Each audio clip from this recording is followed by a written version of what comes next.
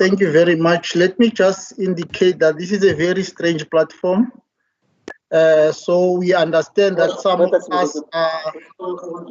So can we ask that we switch off our mics? Can we ask that? Can we ask that? I have to buy another one. Comrade Salt. Yes. Oh, Honorable Sakile. Yes. Honorable Kanyile, there is a problem, and I was in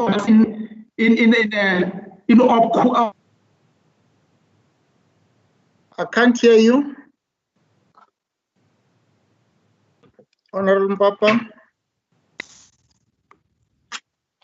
Honorable Papa. I can't hear you, Honorable Papa. Simon, can you hear me? Yes, I can hear you, Chair. Or can you hear Honorable Kanyana? His audio seems to be lost now. Oh, okay.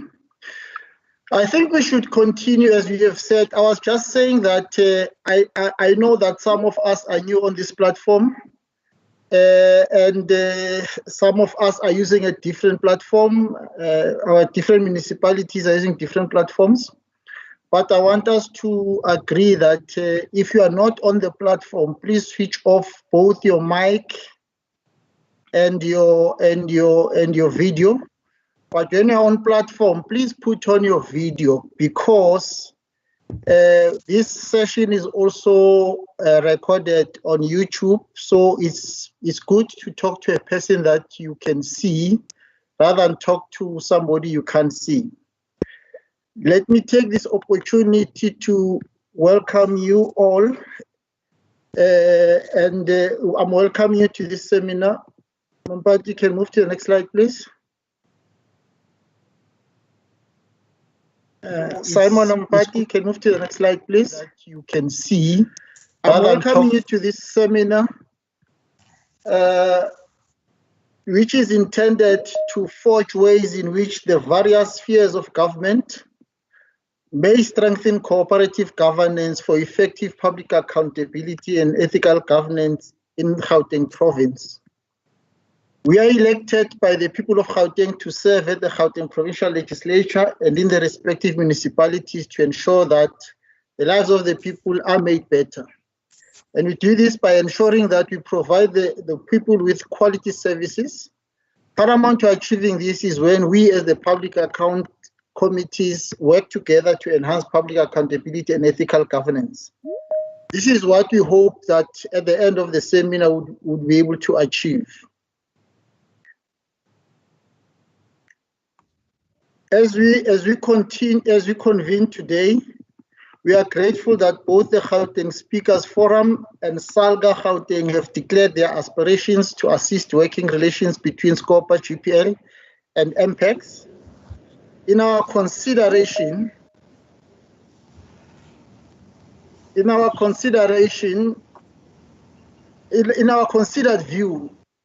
that an understanding of the mandates of selected committees of the legislature on cooperation with local government, on public accountability and on ethical governance will enhance the objectives of the seminar.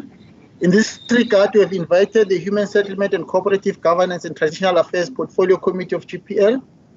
We are confident that the experiences and expectations of the National Association of Municipal Public Accounts Committees, NAMPEC, will contribute immensely in our effort to consolidate the coordinated effort in our province.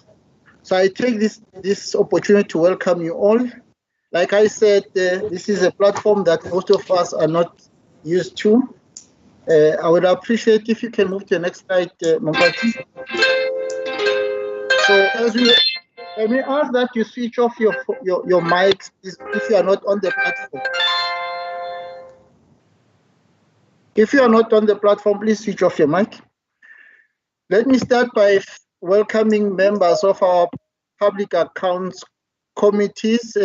Maybe the best way to do it is that let's take them by municipality. If you hear, you just put on your mic and indicate as a chairperson that you are here and tell us just how many councillors you are with and how many staff members you are with. We are aware that other members of our committees, particularly the public accounts committees and some of our stakeholders, are following us on YouTube. So you don't have to introduce them because they are on YouTube, but we just want to talk about the people who are in the meeting here. So as I welcome you, let's say if the City of Joburg is Municipal Public Accounts is here. City of Joburg. Yes, we are here. Thank you. Okay, if you can just introduce yourself and then you just say who else is here. I am Councillor Ntenja, the chairperson of MPEC in the City of Johannesburg. Okay. And who else are you with, Councillor? So can we ask those that are not on the platform to switch off their mics, please? Okay. Please switch off your mic when you are not on the platform. We can hear you speaking on the phone with someone who's not part of our meeting. And some of you can hear you singing in the background. So please switch off your mics so that we don't hear what you're doing behind the scenes. Continue, Councillor. Thank you, Chair. I am with Councillor Nagan, Councillor Greenberg, and Councillor Sako from the City of Johannesburg. Thank you very much. You forgot to tell us your name and. I told you while they were talking. I said I'm Councillor Thandi Nontenja, the chairperson of MPEC. Thank you very much. I'm sorry about that. Thank you. Then you can switch off your video and mic. If you are not on the platform, please switch off your video. You can only put it on if you are on the platform. I can see Doreen David. Yeah, sure. Thank you very much. City of Ekurhuleni. Are they already here, the City of Ekurhuleni? Not here yet? Yes. Okay. Yes. Hello? Put on your video and then you just tell us who you are and then and who you are with. No, I am a member of MPEC. I do not know who else is here. I'm Joseph Libilo. Joseph Libilo. Okay. So you are a councillor from Ekurhuleni? Yes. Okay. I'm also here. Can I answer? Put on your video and let's see you. Okay. I am Councillor Shioden from Ekurhuleni. I'm also in the Impact Committee. Councillor Ramesh Shioden. Okay, thank you very much. Thank you very much. Thank you. Okay, so you can switch off your video now and your mic. We just received a message from the chair. She says she'll join us in about 15-20 minutes time, chair of MPEC in Ekurhuleni. Let's go to the district, the Sidibeng district. Anyone from the Sidibeng district? Okay, you can introduce yourself. Yes, we can see you. If you can just put on the mic, then we can hear you.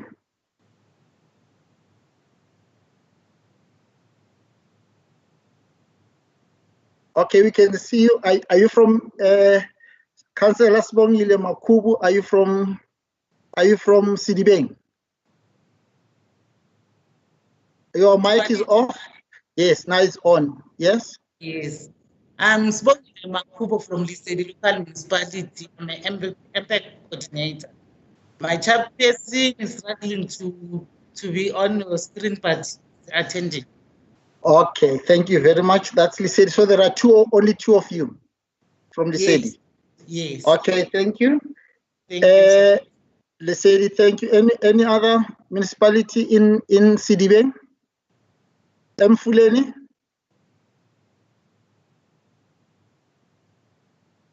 You can switch off now, Makubu, your video. Anyone from Egur? So there's no one from Mfuleni. Sidibeng district municipality. Okay, so it looks like for now we only have Lesedi from Sidibeng. Let me just hear from. We know that Midval had sent an apology. I'm not sure that they've now joined us, but we know that Midval sent an apology. Let's just, if Midval is here, they'll indicate, but I'll pass because they sent an apology. We go to the West Rand. Let's start with the West Rand district municipality. Is West Rand? Thanks, Chair. Velile Kumalo here from Western District Municipality. You can put on your video. If you can put on your video so that we can also see you. Yeah, sure, thank you. Okay. Now, yeah, sure. Continue. Velile Kumalo, Western District Municipality Chairperson. Okay, who else are you with from your municipality? We have invited Ndamase, Councillor Ndamase, and Koleka Maju. Not yet known that they are already in, but those are the two invitees that we said they must be part of this seminar. Thank you, Councillor. Let's move on to the next municipality, Rand West municipality, local municipality. I can see Makubu. I can see Makubu struggling to switch off the video, but I will forgive you. Please switch off your video if you are not on the platform. It helps the system. The only people who must put on their videos are those that are on the platform. So let's hear from Rand West. Thank you, Chair. The chairperson of Rand West, Amanda Sikebi, with the support staff. Oh, okay. Thank you very much. You can switch off your video then. Thanks. Mirafong municipality. Anyone from Mirafong municipality? Okay, they are not here yet. Let's get Mohale City. Mohale City municipality. Yes, thank you, Chair. This is Doreen David, the chairperson of MPEC Mohale. Currently, I'm with my two support staff. Your message that I should invite the other councillors made, so I couldn't provide their emails. My apology, Chair. Thank you. Okay, thank you very much. I'm hoping that they are following on YouTube if it's possible. Okay, so I think let me just indicate that I think we're done with the West Rand. We had an apology from Tshwane as well. That's why I didn't call them unless they've now decided to join us. But I was told that maybe the staff members will be able to join us. Can I just get an indication if from Tshwane, is it councillors or staff members only? City of Tshwane. Okay. Thank you very much. We also have invited in our midst, which I'm welcoming now, the Speakers Forum. I'm not sure who's here representing the Speakers Forum. Can they indicate?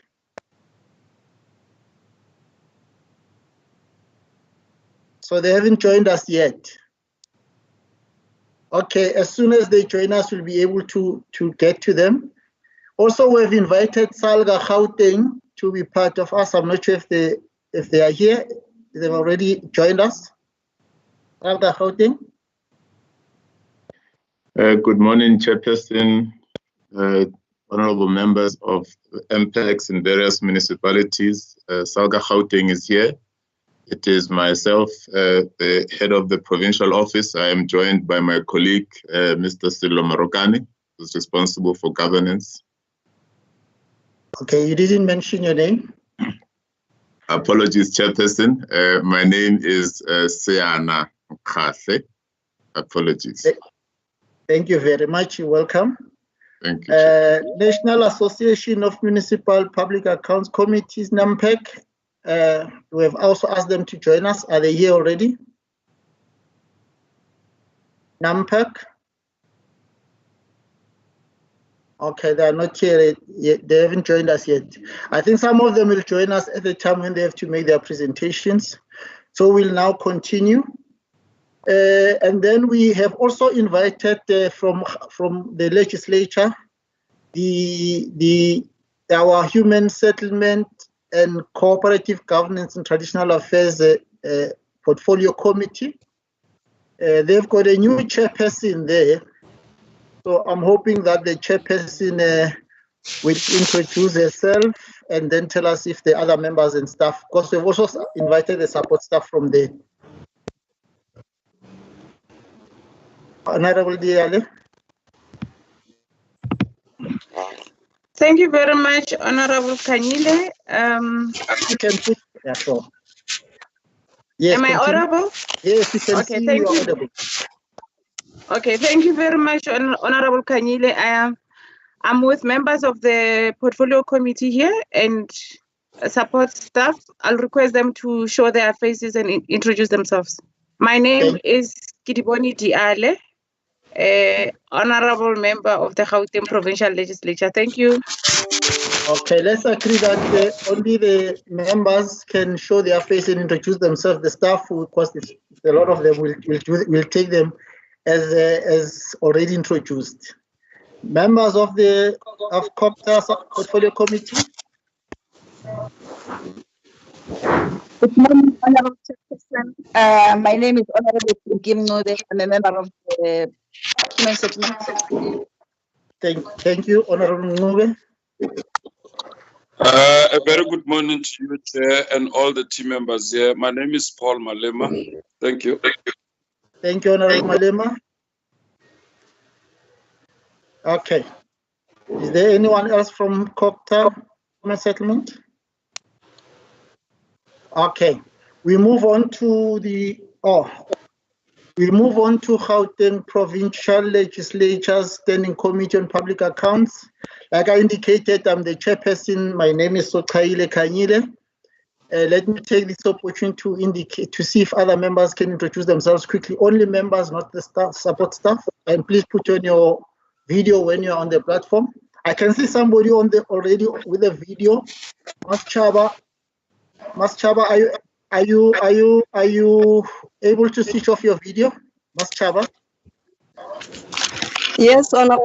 Yes, please, because we want only those that are on the platform to put on their videos.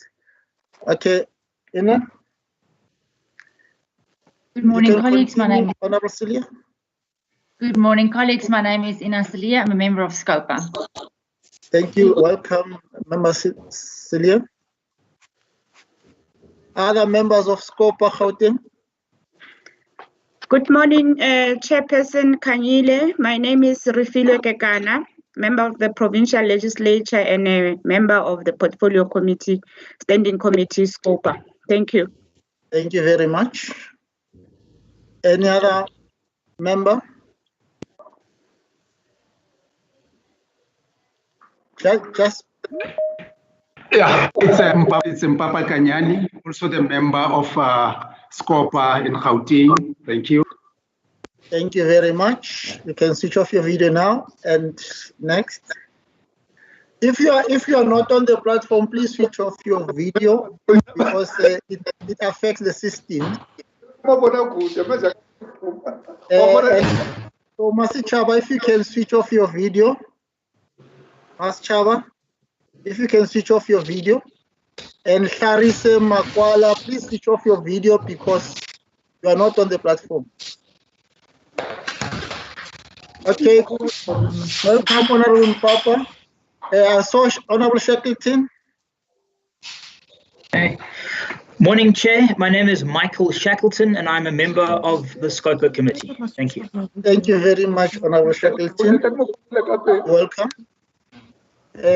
I can't see any other member of SCOPA, GPL. Okay. Thank you. Honorable members, you are all welcome, and the support staff is all welcome, like I indicated. I want us to move on to the next item on our agenda, and if Mompati can just pull it up.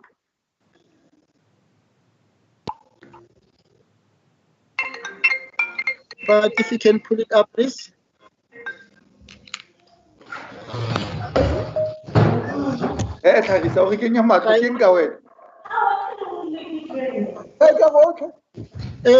Please switch off your mic. We don't want to hear you fighting with somebody in the background. Mompati, can you put up the slide, please, or Simon?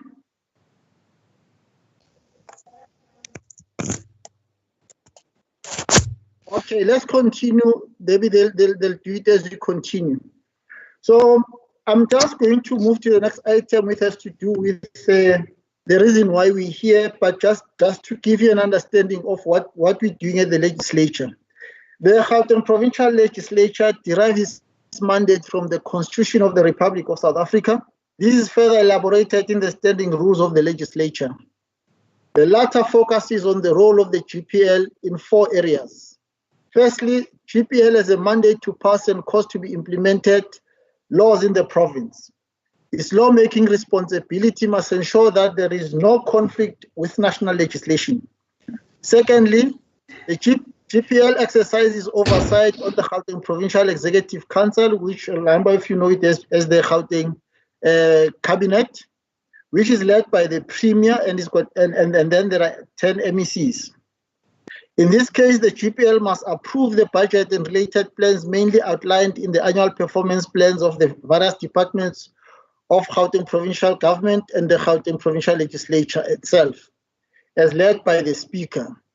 To ensure effective implementation of the programs and effective utilization of the allocated budget, both the GPL and the departments of GPG must submit quarterly reports to the legislature. These reports are considered by the various committees on behalf of the legislature. Within 6 months of the conclusion of the financial year, the legislature and the departments and entities of Gauteng Provincial Government must submit their annual reports to the legislature. These reports incorporate the report of the Auditor General of South Africa on the financial statements of these auditees. Similarly, these reports are processed by the various committees on behalf of the legislature and make appropriate recommendations for consideration by the legislature. The third responsibility of the GPL is to encourage public participation in its processes. Key to this is ensuring that the views of the public are taken into consideration in all reports before committees of the legislature.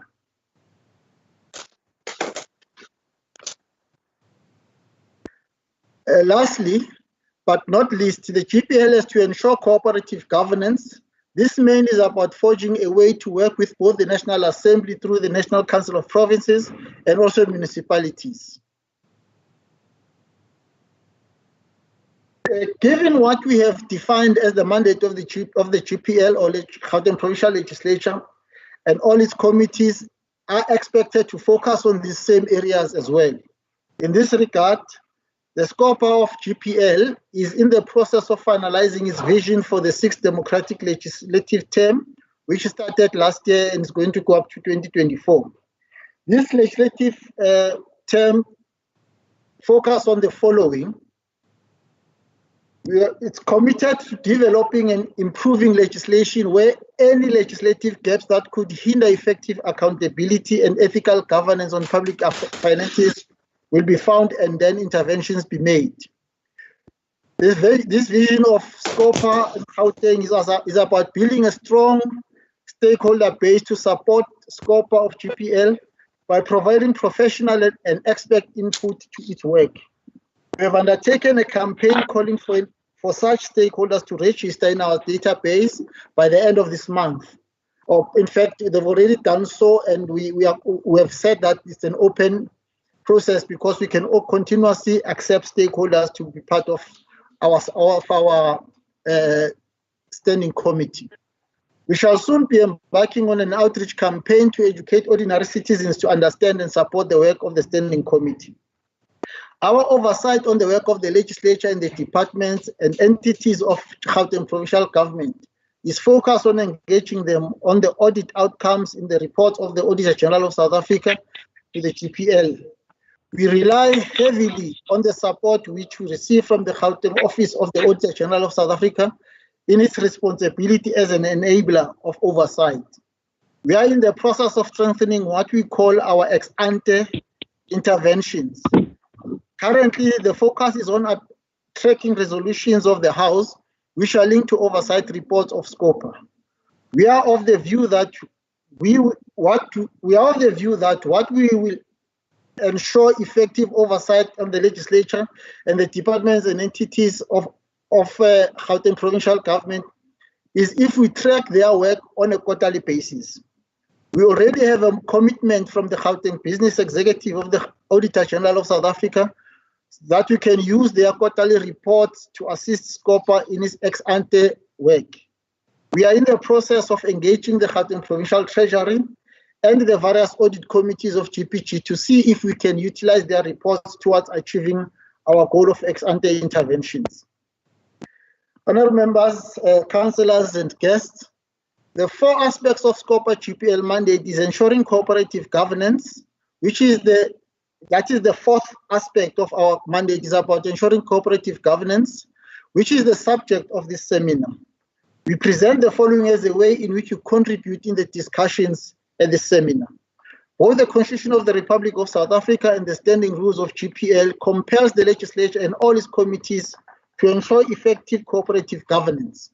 This is the work that it does with the National Assembly through the National Council of Provinces and its work with municipalities, including with SALGA. In its deliberation, our SCOPA at the legislature has interpreted this to mean that we must strive for cooperative governance with relevant committees in the other 2 spheres of government. These are the structures like the Standing Committee on Public Accounts of the National Assembly and the Municipal Public Accounts Committees. The selected principles with SCOPA and GPL suggest that our discussion today should really be directed by what is on subsections E to H of the Constitution, which requires all spheres of government and all organs of state within each sphere to respect the constitutional status, institution, powers, and functions of government in other spheres, not assume any power or function except those conferred on them in terms of the Constitution, exercise their powers and perform their functions in a manner that does not encroach on the geographic, functional, and institutional integrity of government in other spheres, and cooperate with one another in mutual trust and good faith by fostering friendly relations, assisting and supporting one another, informing one another of and consulting one another on matters of common interest, coordinating their actions and legislation with one another, adhering to agreed procedures. We must read what we have mentioned thus far with the provisions of Section 154 of the Constitution, which calls for national government and provincial governments by legislative and other means or measures to support and strengthen the capacity of municipalities to manage own affairs, to exercise their powers and to perform their functions. It can be deduced from these provisions that the Constitution encourages cooperation between SCOPA, Gauteng, and MPEX if it is in mutual trust and in good faith. This cooperation must be based on the respecting of the constitutional status, institutions, powers, and functions of government in other spheres. The proposed cooperation between SCOPA, Gauteng, and MPEX is intended to foster relations on matters of public accountability and ethical governance. This will be done through assisting and supporting one another without encroaching on another's geographic, functional, and institutional integrity. SCOPA, Gauteng, envisages a situation where, together with MPEX, we will cooperate to coordinate our actions and legislation with one another to ensure effective public accountability and ethical governance. This envisaged cooperation must not be about one partner assuming the functions of oversight in the jurisdiction of another partner. This is prohibited by legislation. Instead, each partner can support the other one where such is requested and is conducted in due respect of the legislation. It is our understanding that the call for strengthening cooperation as initiated in this seminar is also supported by the Gauteng Speakers Forum. Honourable members, councillors, and guests, SCOPA of Gauteng Provincial Legislature is a member of APEC, which is the Association of Public Accounts Committees. This is a South African coordinating body intended, amongst others, to ensure that a platform is created to share best practices amongst public accounts committees of the National Assembly and the provincial legislatures. The 12th APEC conference resolved that each jurisdiction must facilitate a process to establish provincial structures to coordinate public accounts committees that will be recognized as legitimate APEC members. The focus of this working together must be on ensuring effective cooperation and a coordinated effort towards achieving public accountability and ethical governance. It must also be about sharing best practices. Although we are governed by different legislation, we are governed by PFMA and FAMPLA in the case of SCOPA, and in the case of municipalities, MFMA.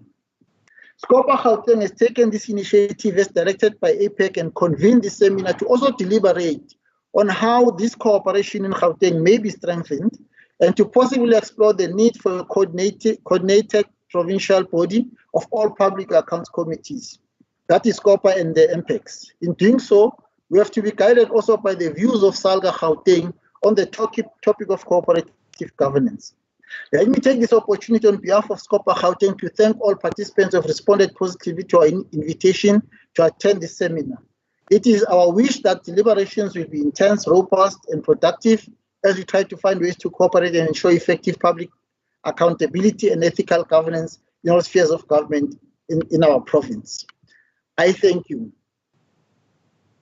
I will then ask that we, having said so, and I know that maybe there are some of you who have views about a number of things, you'll realize according to our agenda that you'll be given an opportunity later when all the presentations have been made to make your remarks or even ask questions if there's a need, but we'll encourage that we focus on making remarks on how we can ensure that we contribute on the topic of the day.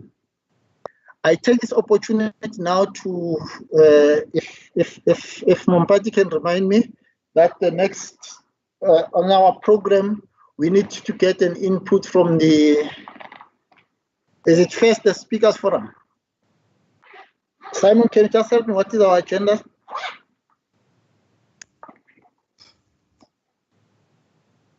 Simon?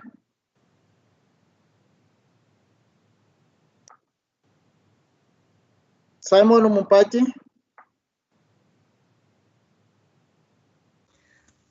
Thank you, Chair. I was just trying to look for a program quickly. We are expecting the chair of COOPTA to present. Okay. I know Ms. Chaba is finding it difficult to switch off her video, but it's fine, we understand. Let me take this opportunity to welcome Honorable Diale. Honorable Diale is a new chairperson of COOPTA. I think she was appointed only last week. So we are glad that will be one of the first teams that will be addressing. Just before you come in, and I want to raise this with all the speakers as they present, we have allocated time, and we want to ask you if you can please stick to time as agreed. The reason is that because of difficulties we have with connectivity, some of us are finding it difficult to stay for a long time. So if you can stick to the time that you've allocated, you'll appreciate it.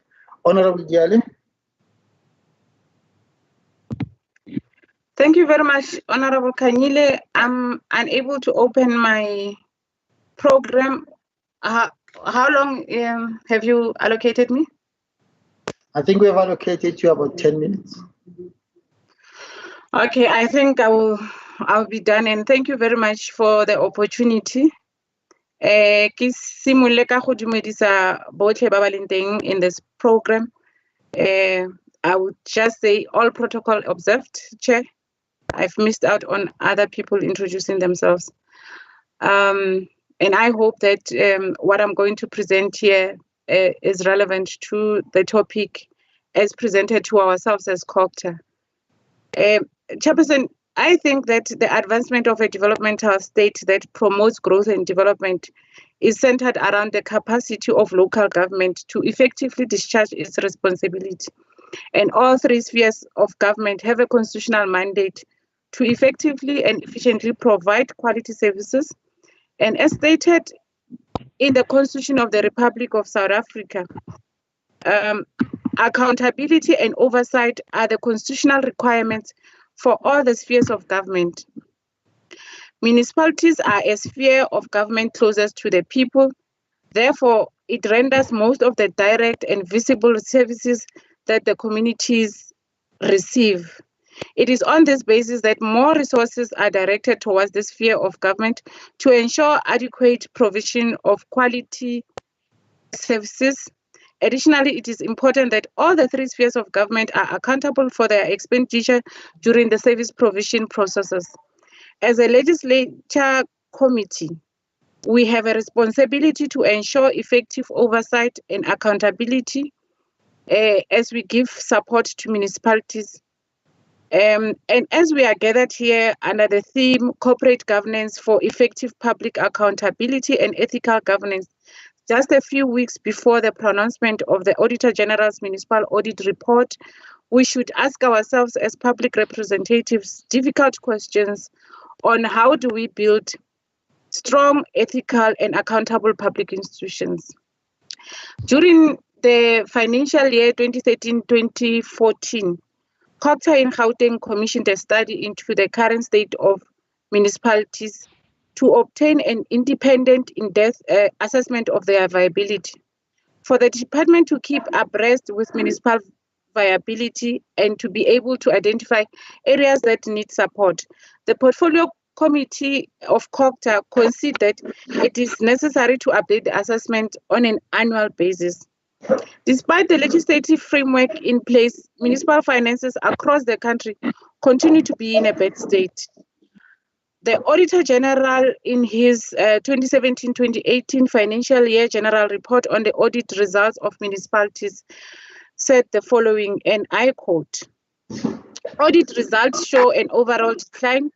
This undesirable state of deteriorating audit outcomes shows that various local government role players have been slow in implementing and in many instances even disregarded the audit office recommendations."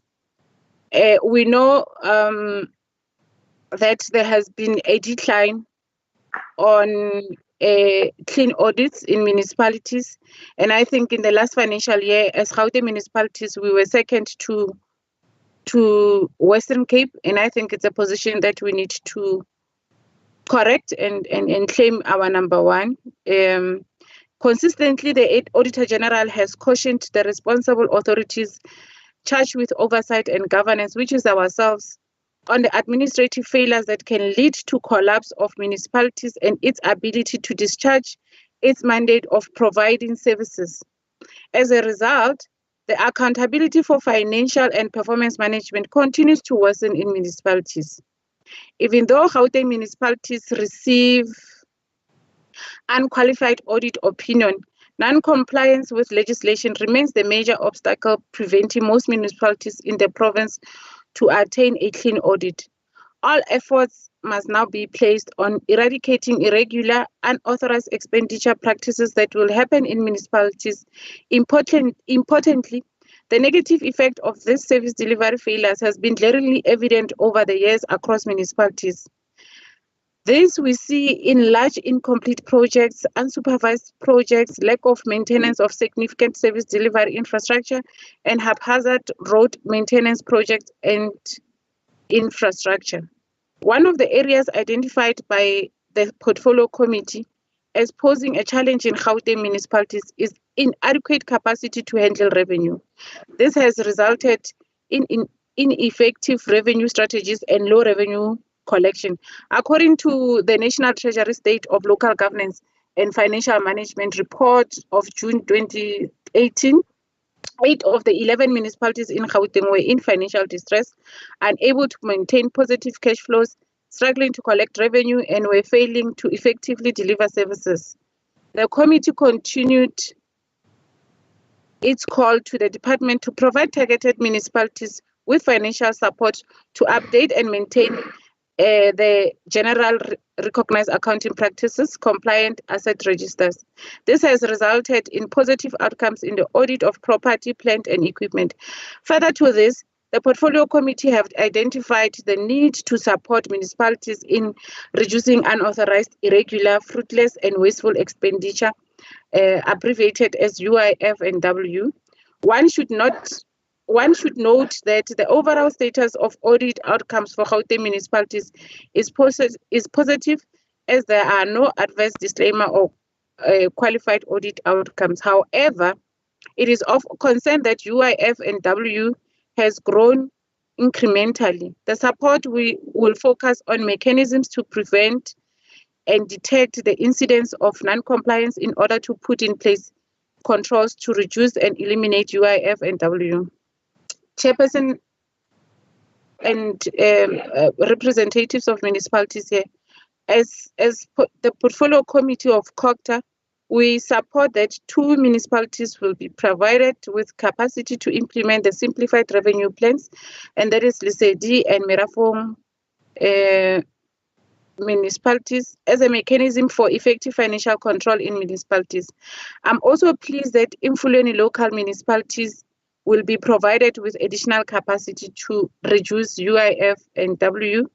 We will keep the department in check on the establishment of the Operation Clean Audit Provincial Coordinating Committee to coordinate, monitor, and support municipalities to achieve clean audit outcomes.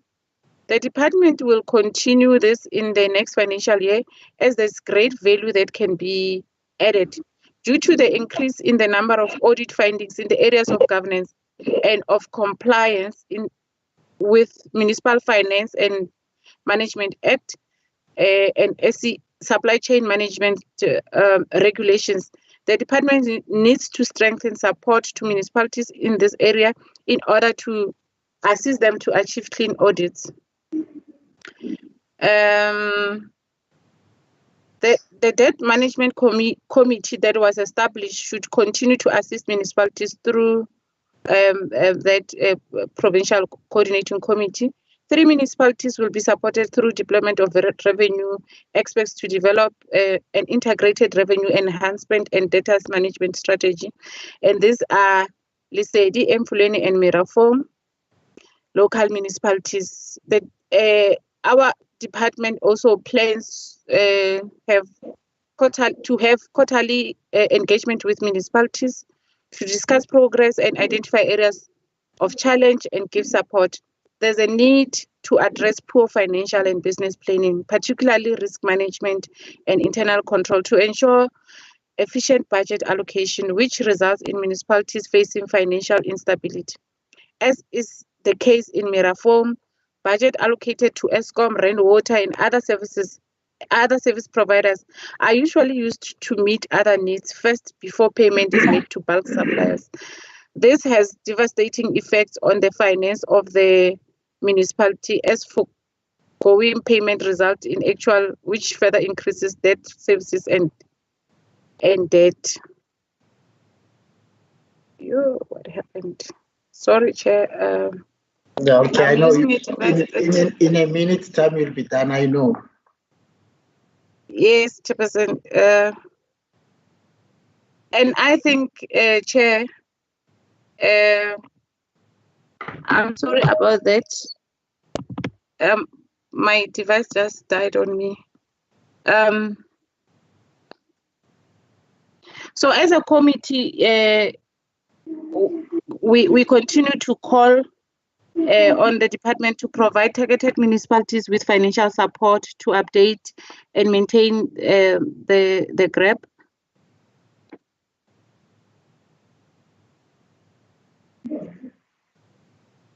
So, Chair, I think I'm at the end of my speech, and therefore will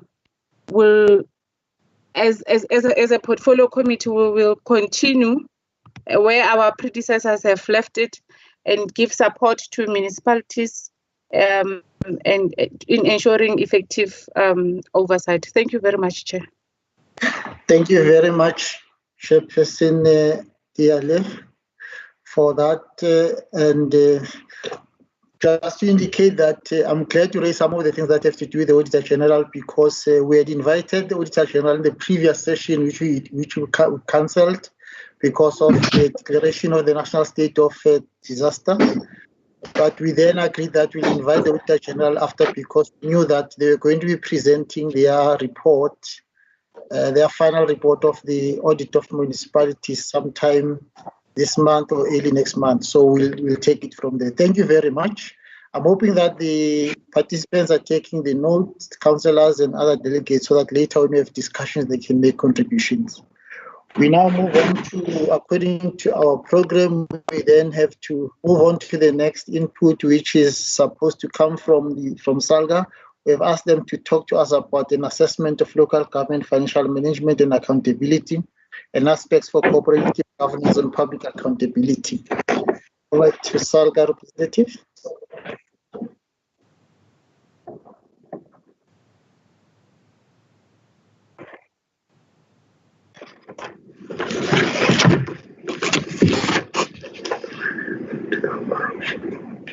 Thank you very much. Let me just indicate something just before you start, is that we have given them more time than the rest because what they are going to talk about is important. So whilst other speakers, we've given them 10 minutes, we've allocated 15 minutes to them. Thank you very much.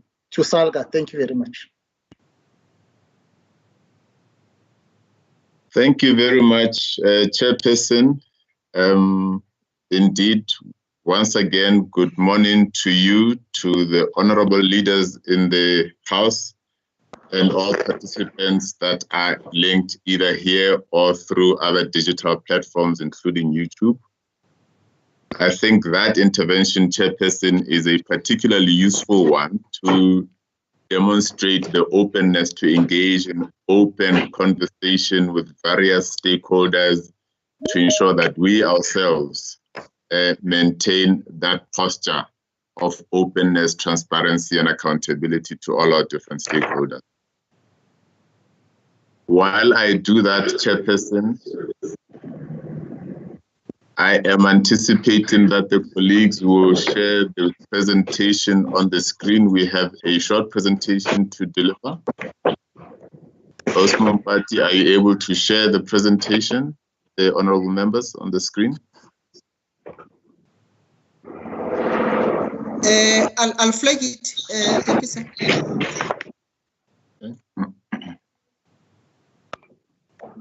Chairperson, I am noting that the time, while it is slightly longer than other members, the presentation is slightly lengthier than what would have been in the 15 minutes. I will not go through each and every slide, particularly because the presentation that has been shared by the chairperson of the Portfolio Committee has done most of the work for us. I think we would like to welcome that in the context that it has provided a detailed analysis of what is happening in various municipalities. Let me just interrupt you a little bit. Can you ask those that are not on the platform to switch off their mics because you don't hear discussions in the background, please? And it's this interrupting the speaker, so you can't hear the speaker. So thank you very much. Okay. Thank you, Chair. So I'll go straight into it. If we could go to the next slide, I think the chairperson has already introduced to the subject, the prospects for cooperative governance and public accountability.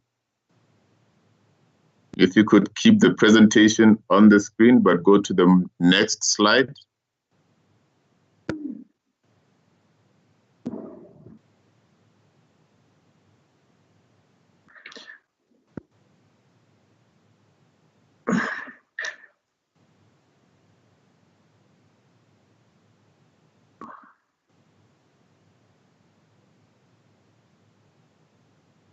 Okay, while it is coming up, let's now continue to speak because I know what is in the presentation.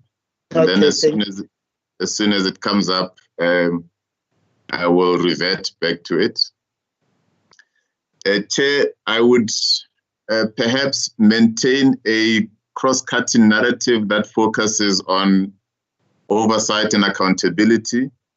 I will make reference to audits and audit outcomes as a measure, although it is not the only measure of accountability. And then I will also make references to a commitment to managing out corruption and other maladministration practices. Chairperson,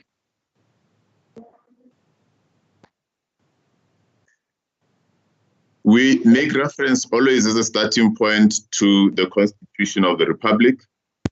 Section 195 of the Constitution sets out the basic values, principles, and principles governing public administration. A key principle there is that public officials must be held accountable for all the decisions that they undertake. The officials there include political office bearers who must uphold an ethical code in terms of their respective code of conduct. The Municipal Systems Act requires functions to be carried out honestly and transparently. At all times act in the best interest of the municipality, including its citizens, and maintaining the highest standards of credibility and integrity. Chair, I will try to avoid going into the details of the law. I would like to believe that members of the legislature, including members of the MPECs who are with us here today, are aware of the law. You will note in the closing remarks that I will make that our argument is that we need more than just the law in order to enhance accountability and, in fact, to manage consequences. We would like to observe, Chairperson, that there is a lot that has been done. We have some very useful progressive policies, laws, and regulations, but more needs to be done to ensure that those come into effect.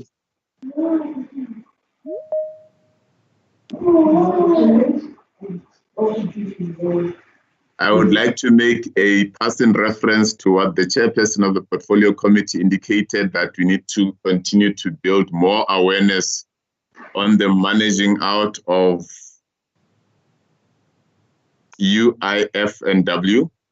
I forget the referencing of that. Wasteful, irregular. Unauthorized, irregular, Yes. fruitless, and wasteful expenditure, yes. Yes, yes. Yes, that reference, Chairperson. We also note that all the provincial financial misconduct champions need to ensure that continuous awareness is raised on financial misconduct regulations, which should be read in conjunction with the MFMA circular issued by Treasury. We need to continue to work with COCTA, as the chairperson has already outlined, a program of action together with the provincial treasury to provide more hands-on support to assist municipalities with the implementation of the regulations and provide guidance to municipalities on how to address this unauthorized, irregular, fruitless, and wasteful expenditure. Chair, I got it right this time around. Yeah. The provincial treasury needs to maintain databases and therefore be able to share the information in that database relating to the implementation of these regulations, as well as databases that enable us as oversight role players, as well as the municipalities themselves, to then be able to identify and red flag malpractices as and when they arise.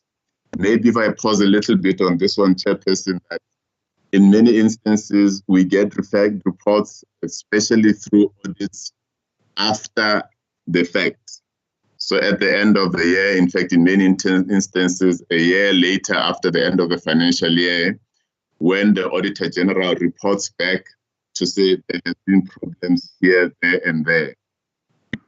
If there is an effective sharing of those databases, municipalities can then be able to identify those red flags earlier in the course of doing their work, and by extension then be able to manage them out. I see the presentation is now on the screen. Perhaps can we move forward a couple of slides because I've moved a few slides down, Chairperson. Again, we can move.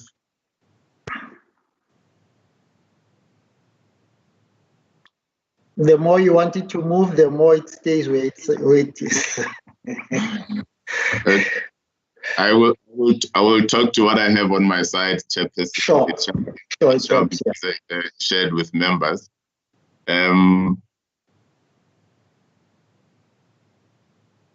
What we would like to highlight again, Chairperson, is that we have found that municipalities are easy targets to criminals both inside and outside of the municipality, who then enter and make municipalities and force them into certain malpractices, because in many instances, those oversight mechanisms are weak.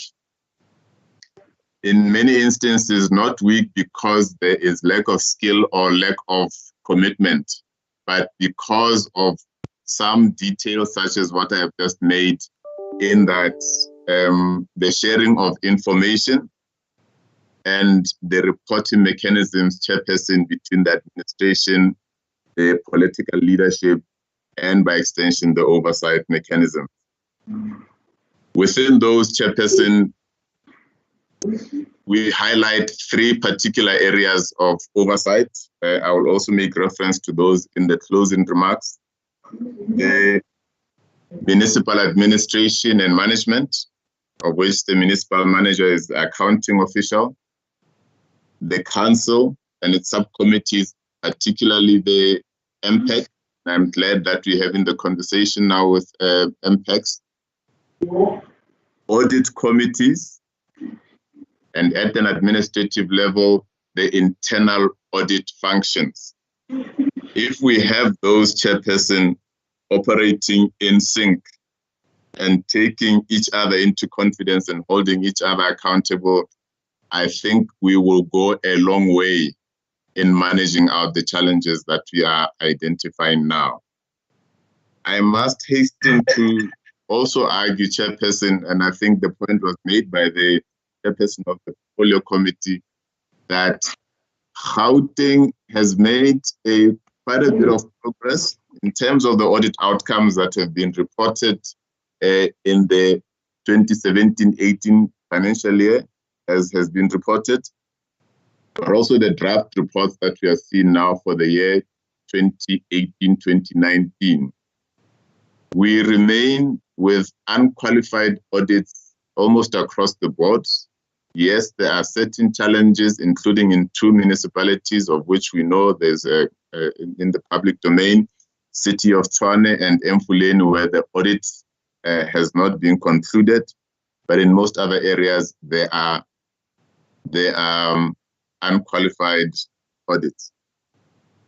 However, as has already been indicated, compliance and adherence to policy and regulatory mechanisms remains a problem.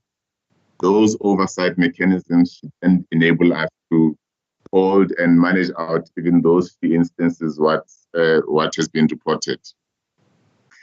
As SALGA, in 2013, in the effort to work with the various stakeholders, including COCTA, National Treasury, and the legislatures at the national and local and provincial levels, we launched an accountability and consequences framework. And within that, we have embedded processes and tools that enable the oversight structures to lead the fight against corruption and maladministration. We are glad to note, Chairperson, that many municipalities across the province, and in fact, leading the tech across the country, are starting to implement those. The progress remains slow, Chairperson, in terms of the execution of those public structures which link to the consequence and accountability framework as indicated in that which launched in 2013 already. We continue to work with various municipalities to put those in place. I am a bit disrupted, Chairperson, that the slides are moving around. I was not looking at them. Can I just rebase to,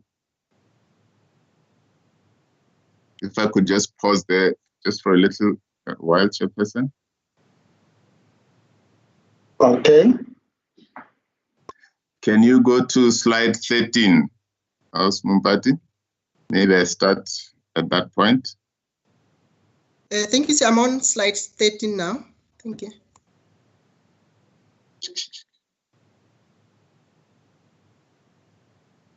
Can you go one back?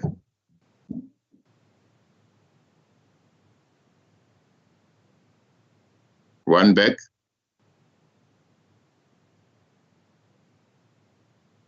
Yes, yes.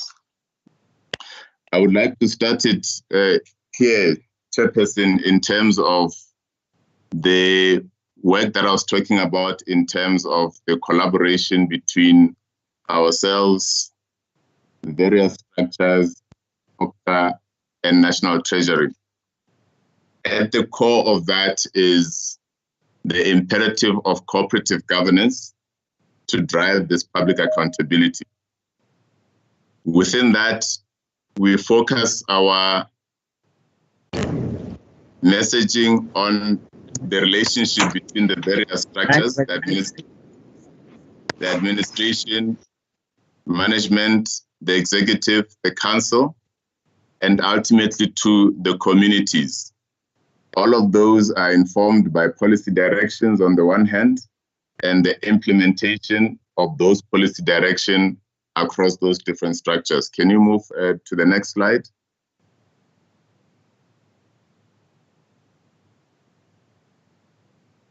We are identifying that there's various roles within that. I made a summary of the next few slides. I just wanted to go back and show that, that image. Can you move to the next slide? And the next one.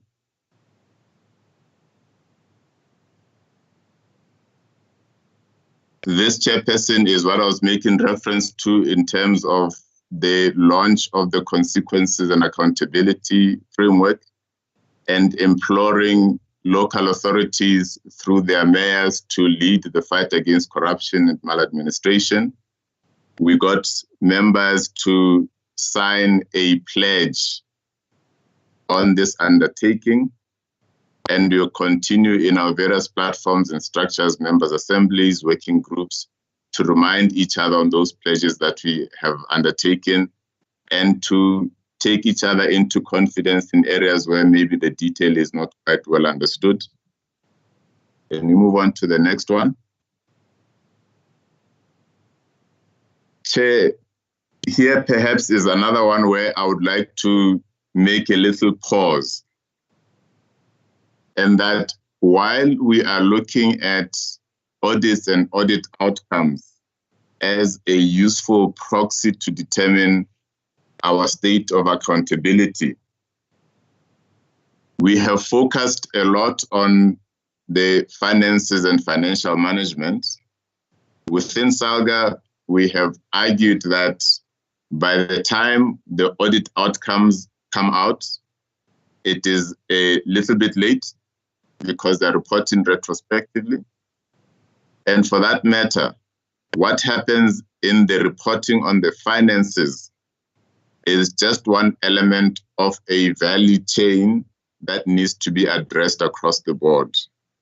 So in many instances, even if there is clear reporting on each and every cent and where it has gone to, the fact that where that those cents go to would be unauthorized, would be managed irregularly, could be wasteful. Even if you are able to say, here it is, we still need to manage all of those which you've made reference to earlier between myself and the chairperson of the portfolio committee. We have then proposed and have started implementing a four-pillared approach to managing that value chain. Of course, the second pillar there, which we are placing second, it relates to the common cause that you're all aware of, is the financial management. But the first pillar there, Chair, is building the institutional capacity. And that institutional capacity makes reference to those various areas that I made reference to earlier, which is the different structures within the municipality, and in particular, the MPAC, the audit committee, internal audit unit. And then ensuring that they are manned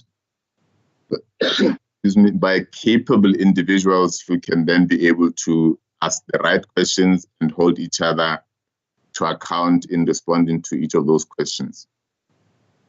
The third pillar, Chairperson, is leadership. While accounting and ensuring that the books are in order, it is particularly essential to ensure that there is leadership stability, that there is commitment, including political commitment, to ensure that even those who are then entrusted with the financial accounting are then able to report back to the leadership. And then lastly, putting in place appropriate governance processes, policies, structures, and systems to then be able to assist in the decision-making processes. Can we go to the next slide, please? This, Chairperson, is, I think, almost the last slide. That this information is relatively dated, but the point that you are making there is that there seems to be a general progress in the establishment of these structures. Our argument, Chairperson, has been that it is good to have the policy framework, which I started off with. It is good to have the structures in place. It is good to have the regulations in place. But the functionality of them, the ability of those structures to be able to highlight and point at where there is malpractices, I think that is the most critical element. Can we move on to the next one? And perhaps that then becomes my concluding part. And Chairperson, I will also pause on this one a little bit, if anything, because it is indeed the last slide. We're saying that we have a set of good and progressive policies and systems, Chair. A big challenge that we remain with is the people factor. Now, if we have a good group of people, we should be able to manage out the major challenges that we have. As old philosophers have been saying since time immemorial, is that good people do not need even those laws to tell them how to act responsibly. While the bad people will always find a way around all those progressive policies, structures, and systems that we have in place. So, Chair, I have reported and I've indicated that in Gauteng, we have a whole lot of those in control. But we know that the people factor remains an Achilles heel on our part.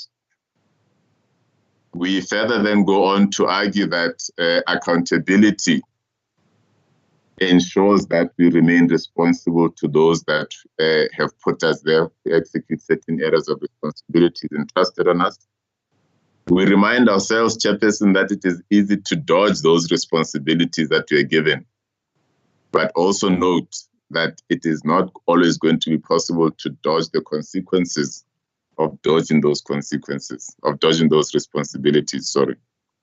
It is in that context that we launched that consequences and accountability framework, that we ensure that people are accountable. Where they are not accountable, we need to execute those consequences. And we are not saying in all instances, Chairperson, that whenever there is a malpractice that everybody must lose a job. The consequences vary in scale depending on the intensity of the misdemeanor. But as long as they are open and everybody is aware of them and we execute them with utmost precision, then we should be on the road to good progress. And then, of course, we end with an indication to ourselves that accountability is the measure of the depth of our leadership and how well we will perform as a collective leaders. I would like to leave it on that note, Chairperson.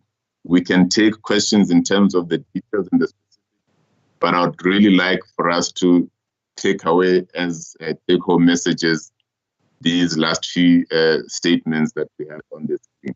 The laws, the structures, the processes, Chair, that we have, unless they are executed by people of integrity, people that have the right moral and ethical standing, we shall continue to struggle with accountability and ethical leadership. I think. Okay, thank you very much for that. As indicated, we'll have discussions later because the intention is that based on all the presentations that are going to be made, we want to be sure that there's coordination and agreement on how we're going to be able to move forward. Thank you very much for that. We will then come back to discussions on that. Let me take this opportunity now to move on to the Gauteng Speakers Forum, who have asked to talk to us about the importance. Somebody still has the mic on. Who have asked to speak to us about the importance of coordination of public accountability in Gauteng and the possible support by the Gauteng Speakers Forum. I'm not sure who's there to represent the Speakers Forum. Ila, when we spoke about or introduced each other, there was no one. I'm not sure if there's anyone who has joined us now. Gauteng Speakers Forum.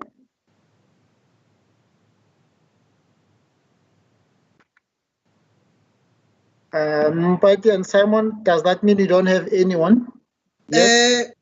Chair, Mr. Humbulani Ramba was supposed to represent the speaker. He sent his presentation. Earlier on, he said he's struggling to connect. I think it might be the network problem that he cannot present. But he sent us a presentation. Okay, what we'll do then, if he is unable to connect even later, we'll use that presentation beyond this meeting to ensure that you come and discuss our role or our way forward in that regard. Thank you very much. We will also send that presentation to all the participants. Let's then move on to NAMPEC. We would ask them to speak to us about building a coordinated effort for effective municipal public accountability. We thought that they'll be able to also share the national perspective because they are coordinating Municipal Public Accounts Committee at the national level. I'm not sure if they've joined us because earlier there was no one. A representative from NAMPEC.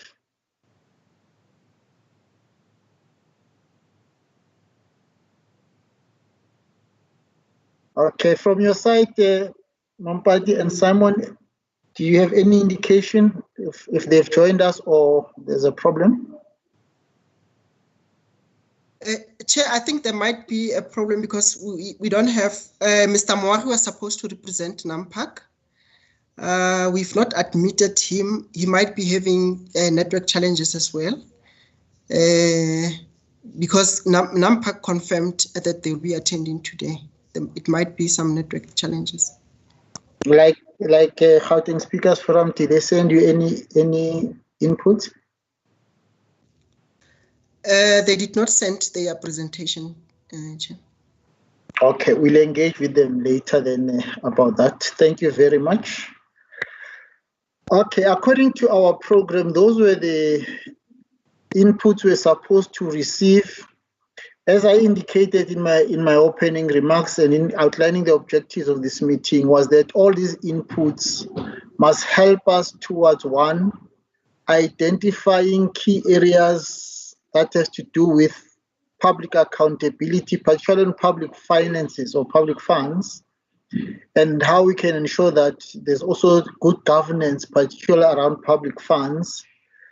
as the scope of Gauteng and also as the impact. So that's the first thing. So it's what are the key issues that we need to focus on. The second intention is that we want to have a clear program on how we can ensure that there's coordination amongst ourselves. Like I indicated earlier, APEC, which is the Association of Public Accounts Committees, had instructed that we must find ways of ensuring that as provinces, we assist municipalities to be coordinated. We know that the NAMPEC had also asked, NAMPEC had asked APEC, those are, you see, NAMPEC and APEC. NAMPEC had asked APEC to ask us as provinces to assist the various provincial province or municipalities, various provinces, also to be properly coordinated and focused.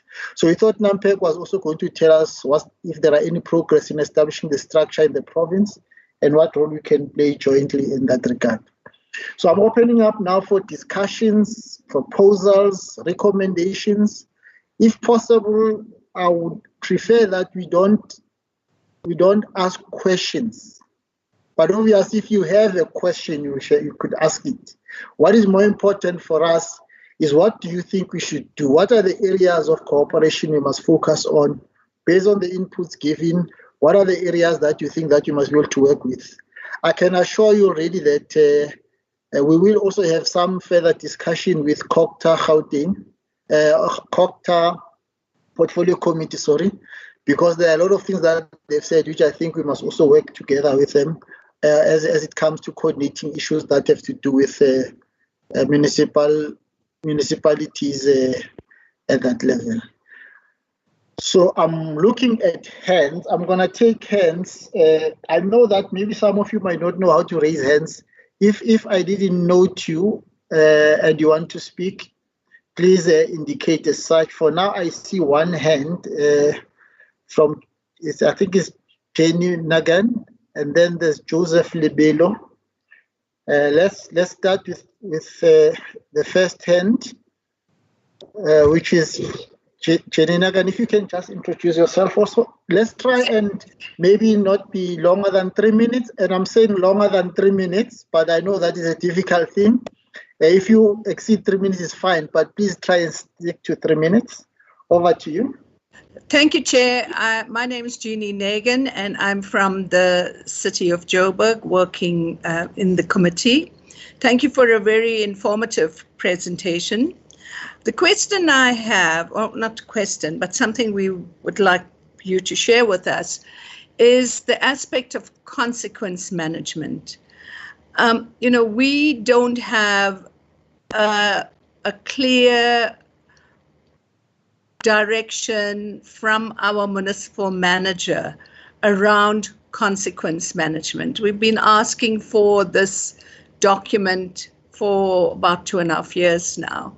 So is there some guidance that this committee could give the municipal managers in preparing a consequence management document? Because that's very absent. And if we have that as a guideline and a living document, I think it'll be a lot better for the country at large. Thank you very much. Thank you.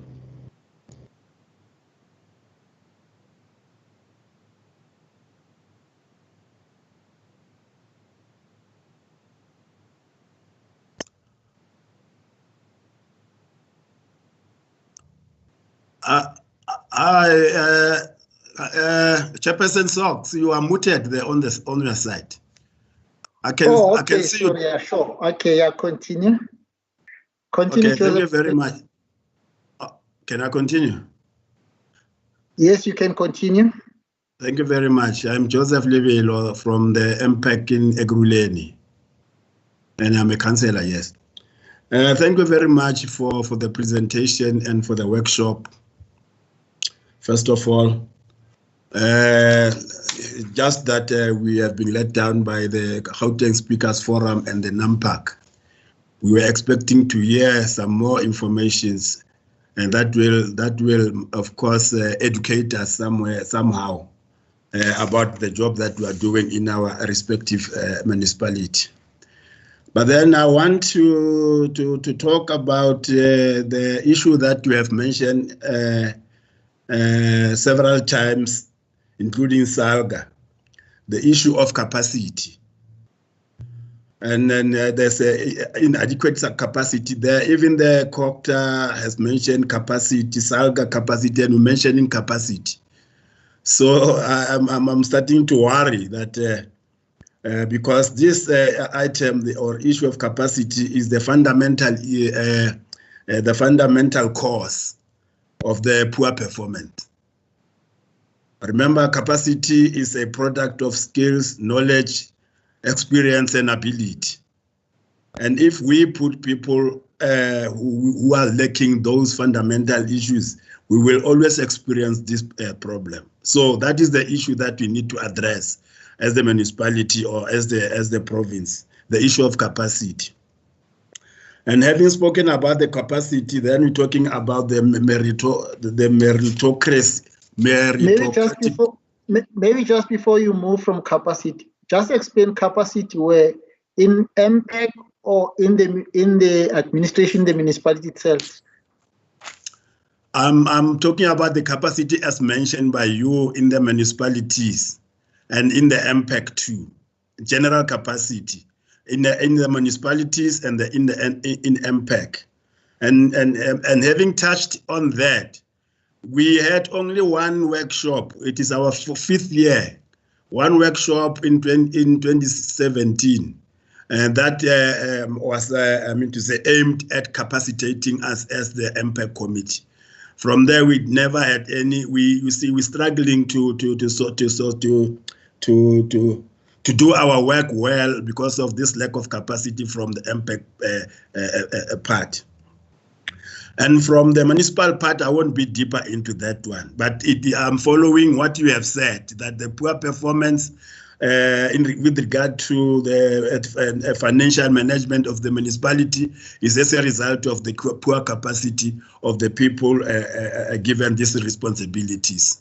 So what I want to say is that we need to please, from the first point, ensure that the people we deploy or we employ are well capacitated to perform their job, or else it will just be a futile exercise, because this will continue happening without anything stopping them if you don't deal with the issue of capacity. So having spoken about, but then I wanted to say that it's also an issue of meritocratic system, the system that allows us to deploy and employ people with skills. But having said that, you have mentioned the audit and the audit outcomes, but now let me talk to the SALGA input. Based on the audit outcomes, and it is still going back to what I have said, because we are not performing satisfactorily in as far as the audit outcomes are concerned, because some of them are performing very bad, while others, very few municipalities, are performing very good in as far as the audit is concerned, audit outcomes are concerned. So here there was a slide that was telling us about some responsibilities. Let me just check out my notes there and see if I still have it. And it's talking about, the slide is informing us, sorry about that. The slide is informing us about the institutional capacity, the financial management, the leadership, and the governance. And if you can see from this slide, the slide concerning Municipal Audit Support Program, the MASP, and it's talking about this key, or the pillars, the 4 pillars of municipality that the municipalities need to be strong and functioning effectively in order to sustain unqualified audit and good service delivery. So if we're looking at those 4 pillars, the first one being the institutional capacity, I've spoken more about the institutional capacity, and the financial management and the leadership as well as the governance. So we need also to be capacitated in as far all these 4 pillars need some capacity, like I said. The municipalities need to be capacitated with regard to all these 4 pillars.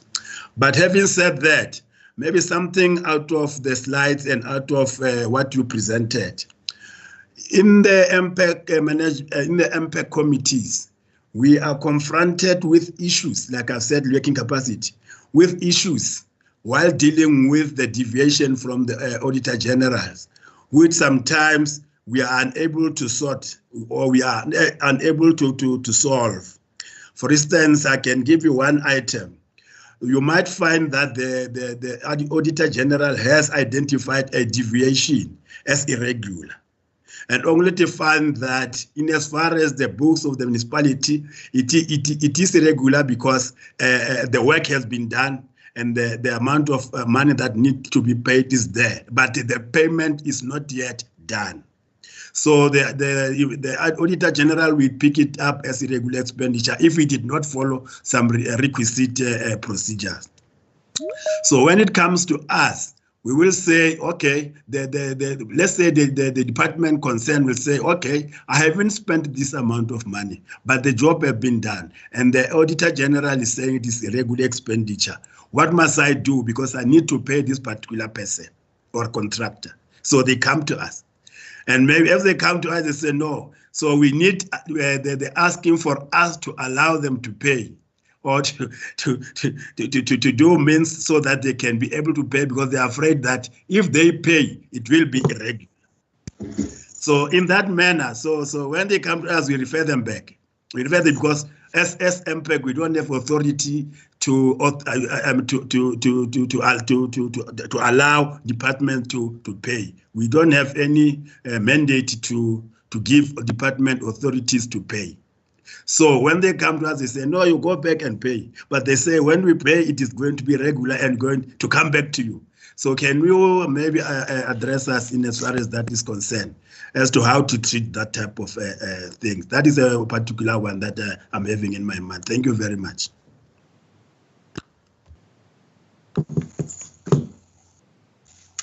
Thank you very much, Councillor Lebelo. The next one is, I think it's called VELIC 8693. I don't know, is it Councillor Lebelo, if you can put your hand down now so that I can be able to track people who have spoken already. Thanks, Chair. Can I also raise my hand? Thank you, Chairperson. Yeah, you raise it, I can see it from here. I'm noting the hand that I'm seeing from here. Okay, my gadget does not have a hand. Okay, now you'll speak after Honorable Kanyana. Thank you. Sure. Continue. Is that me? Yes, continue. There's VELIC 8693. Yes, Chair. I think Uvelile Kumalo, the chairperson of district in the West Rand, I also want to appreciate the presentation being made by Cooperative and SALGA. I think it's important that we need to highlight all the issues that have been raised. I'm becoming a member of MPEC in 2016. Then in 2017, we went to Bloemfontein. I can tell you, Chair, same principle or same stories were told to us. That what needs to be done. Because what is important now, I would say, Chair, it's so important that we need to make a sense of putting timelines. Presentations that they don't have timelines. We're becoming a lip service seminar, because by next year we'll be coming, Cooperative and SALGA will be coming with the same document, just changing wording. I think it's going to be important that we need to make sure that now we start to do things correctly. As the leader that guides municipalities, let them show us that they want to do things correctly. Because I can tell you, Chair, we've been praying or preaching as local government are struggling as MPEC. Because what do you mean when you say capacity? We were councillors. We need administration must be capacitated. What do you mean when we say capacitated? We need researchers. We need people who can do right things. As politicians, we must be informed properly. Currently, in the whole West End, I can tell you, in Mirafo, we're having only one administrator. In the Rand West, we're only having one administrator. In the district, we're only having one. In Bukhale, we're only having two. Where are the researchers? Who are the people who are going to guide these people who are administrators? Because when you make a decision that goes to council, it must be an informed decision. That decision, it becomes a legal document. But it's so important that we must highlight these issues, because SALGA and COCTA will tell us that capacity, but they're not coming forward. It's so important that we must highlight these matters to all the people who are part of this seminar. Let COCTA and SALGA come with this document, not give us deadlines. They have money to support the municipalities. Let them tell us how they're going to support us. Not coming and tell us that we are weak as MPEC, whereas we don't have money. It's them that they give the municipalities money. It's really saddening to want to do right things as MPECs, but we are not being supported. Tomorrow we'll be saying we are weak. We are weak because we are politicians. We don't have effective administration. They don't have the capacity. Remember, in MPEC, when we have a researcher, we say we have a person who's having a knowledge of internal audit. That can help the MPEC to say, these are the decisions being taken. Because in MPEC, we find, like, let me tell you, Comrade Sox, in our local municipalities, not like metros, councillors are serving in a lot of portfolios.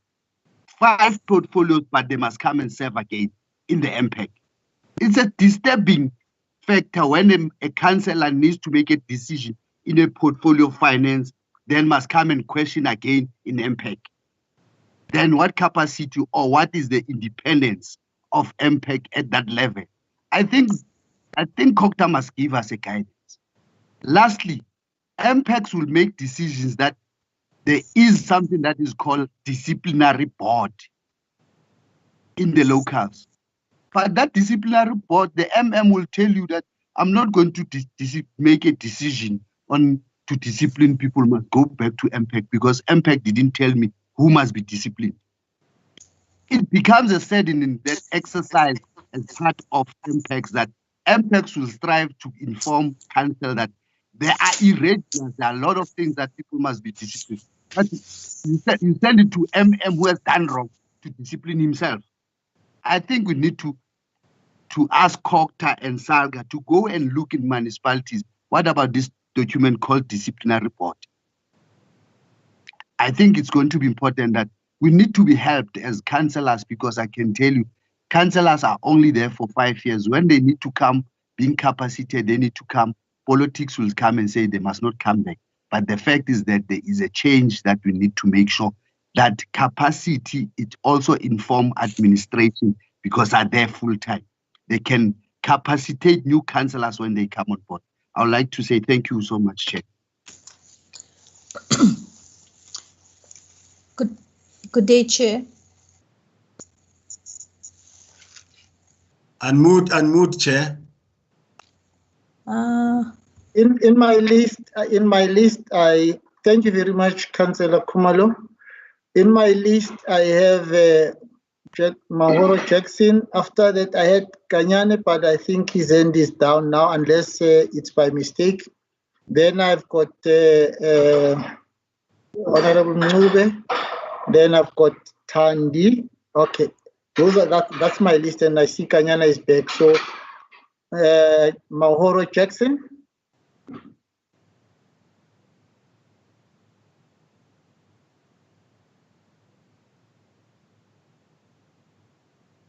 Thank you, Chair Kanyile. I've got two issues. The third one has been covered extensively by my colleagues there, the question of capacity. And I don't want to go deeper into it because it's something that we need to look at, particularly on your side. that with COPTA that we need to be capacitated. But there is one thing that is always worrying me. This question of identification of red flags. On a side of MPEC, we tend to be reacting, because it's like we are waiting for things to happen, then because our reporting is retrospectively, because we react on issues that have already occurred. We cannot proactive in preventing those particular issues before they could actually happen. In most cases, we find them from the AG report, and therefore we need to react on that one. If we can have a mechanism to prevent those things before they could actually happen, because this question of reaction, it's actually costly to us. The second one is the inter-government collaboration.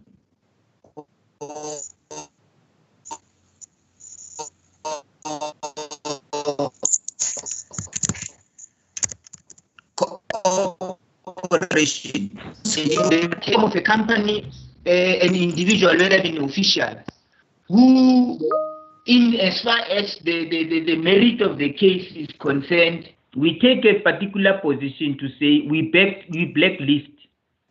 But when we blacklist, you find that it's being blacklisted only in Ekurhuleni, for example. I'm coming from Ekurhuleni, MPEC. It's blacklisted from Ekurhuleni, but the very same official can also, or the company can also perform duties outside Ekurhuleni, but same within the government.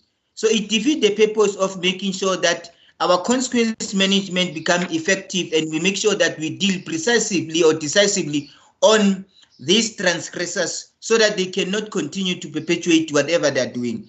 So if we can close gaps on that one and make sure that we collaborate or cooperate and we must have a database where these people or companies that have been blacklisted, we know that they are circulated and there's a rate, there's a cycle in them, so that they don't get any employment or any work within the government. Thank you. Thank you very much, Councillor Mahoro. Honorable Kanyane. Honorable Kanyane, after that it will be Honorable Ngube, then somebody has written Tandi. So Honorable Kanyane.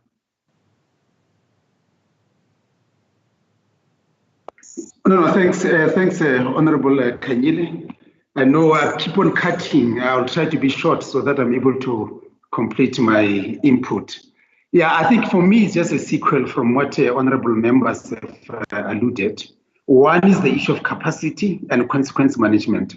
And the capacity part of it, I think we have really to locate it somewhere, because also, Honorable, the chairperson of COPTA, he started by saying, for us to really achieve this output, which is a capable state, we need to have an input, which is, are we capable? But now where do we really locate it? Because if we are going to compromise that at the deployment level, obviously we're not going to get it at the end. So we compromise it when we deploy to specific positions. That is where we really lose it. Now, how do we really make sure that our specification at that level are very clear? Because that's how you compromise. A particular output, you'll be saying matric plus tertiary, but you are not really specific. What do we really mean? Maybe I think we need to locate it so that we are able to get it right at the beginning. The other part, which is really very much important, is the issue of this qualification from the AG, which, if you look at them, we need. It's really problematic, because it's something that it does not really need any rocket science. If you talk about a quotation, if it's above 500,000, you have to make it an open tender. But why are you not making it an open tender? It doesn't need someone to go to school to understand this. 500,000 above is open tender, and period. If it is less than that, we talk about 3 quotations, but you don't get 3 quotations. Why? Those are very simple things. But now consequence management, that's where it comes to play. So I think, and now as SCOPA, we've got teeth. I mean, there's a policy that we can litigate. Then why are we not really applying that? So I think for us is to make sure that these policies that are before us, let's make sure that we implement them. And there's nothing wrong even to go to inquiry. If you go to other countries, when SCOPA is sitting, there are police outside. Immediately when there's a problem, an official is getting arrested. I think that's where we have really to put our foot down and make sure that there is consequence management. Then we're going to get it right. That's part of the recommendations, part of the what the chair is really put it there. Let's deploy accordingly. Let's make sure that we apply what we have at our disposal without really dilly-dallying and turning a blind eye to other things. For me, I think if we are really honest with this, because it goes with ethics, we'll really make sure that we really move forward. And thanks, Chair. Okay, thank you. Honorable Mube and Tandi, can I just plead with you? I'm told now that NAMPEC is ready to make the presentation, not going to be long. I think it's also going to address some of the things that have been raised and some that we're still going to raise. So I want to appeal that we give them the chance to present now. Then after that, it's going to be Honorable Mube, then it's Tandi, and then we'll take hands like that. If Jackson Mohoro, Councillor Mahoro, can you put your hand down? But Tandi, don't put your hand down because I'll forget it. Can we have the representative from NAMPEC?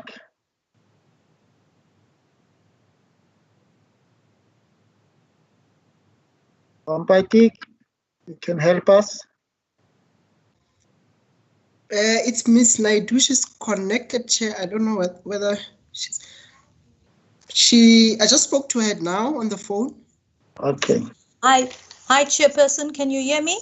Yes, we can hear you, and we have agreed that we also want to see you. I unfortunately, my camera is not. It's not found. Not available at the moment. Something when it disconnected, something went off. That's part of the glitches of the technology age. My apologies and greetings to all. As NAMPEC, if we talk about building a coordinated effort for effective municipal public accountability. Can you still hear me, Chair? Yes, Hello? We can hear you. Yes, we can hear you. Okay. Yeah, we can hear. Okay. It's fine. She said Chair. So I'll speak on behalf of everyone. Yes, we can hear you. But can she introduce herself, please? Yes. Greetings, leadership. I'm Councillor Nelani Naidu from King Kechwayo District Municipality. I serve as an executive member of NAMPEC, and I'm the Deputy Secretary of NAMPEC. NAMPEC was initiated by APAC. When we started in 2011, APAC took us under the wing as MPACs and tried to assist us. And in 2015, towards the end of 2015, NAMPEC was launched through the initiative of APAC. The Honorable Minister of COCTA at that time, Minister Des van Rooyen, attended the launch, and COCTA National has given support of venues for meetings and the Secretariat. All 9 provinces are represented in the NAMPEC structure. I'm going to be very brief. The AG flags lack of accountability as the major cause of poor local government audit results. And quite a few of the speakers raised the issue around saying that MPACs currently look at the agendas that go through the various portfolios, goes to council and then comes to MPAC. So it's like an after effect when we try to do any interventions. But the key challenge, I think, as MPACs is that we work through a terms of reference. So it's based on the municipality that you're serving under and their will to ensure good governance and ethical governance. So we don't have the standardization per se, you just have a terms of reference. And one of the proposals is NAMPAC, as you all are aware that we have the amendment bill, and we need to make input into that amendment bill, the Structures Act, to say that MPACs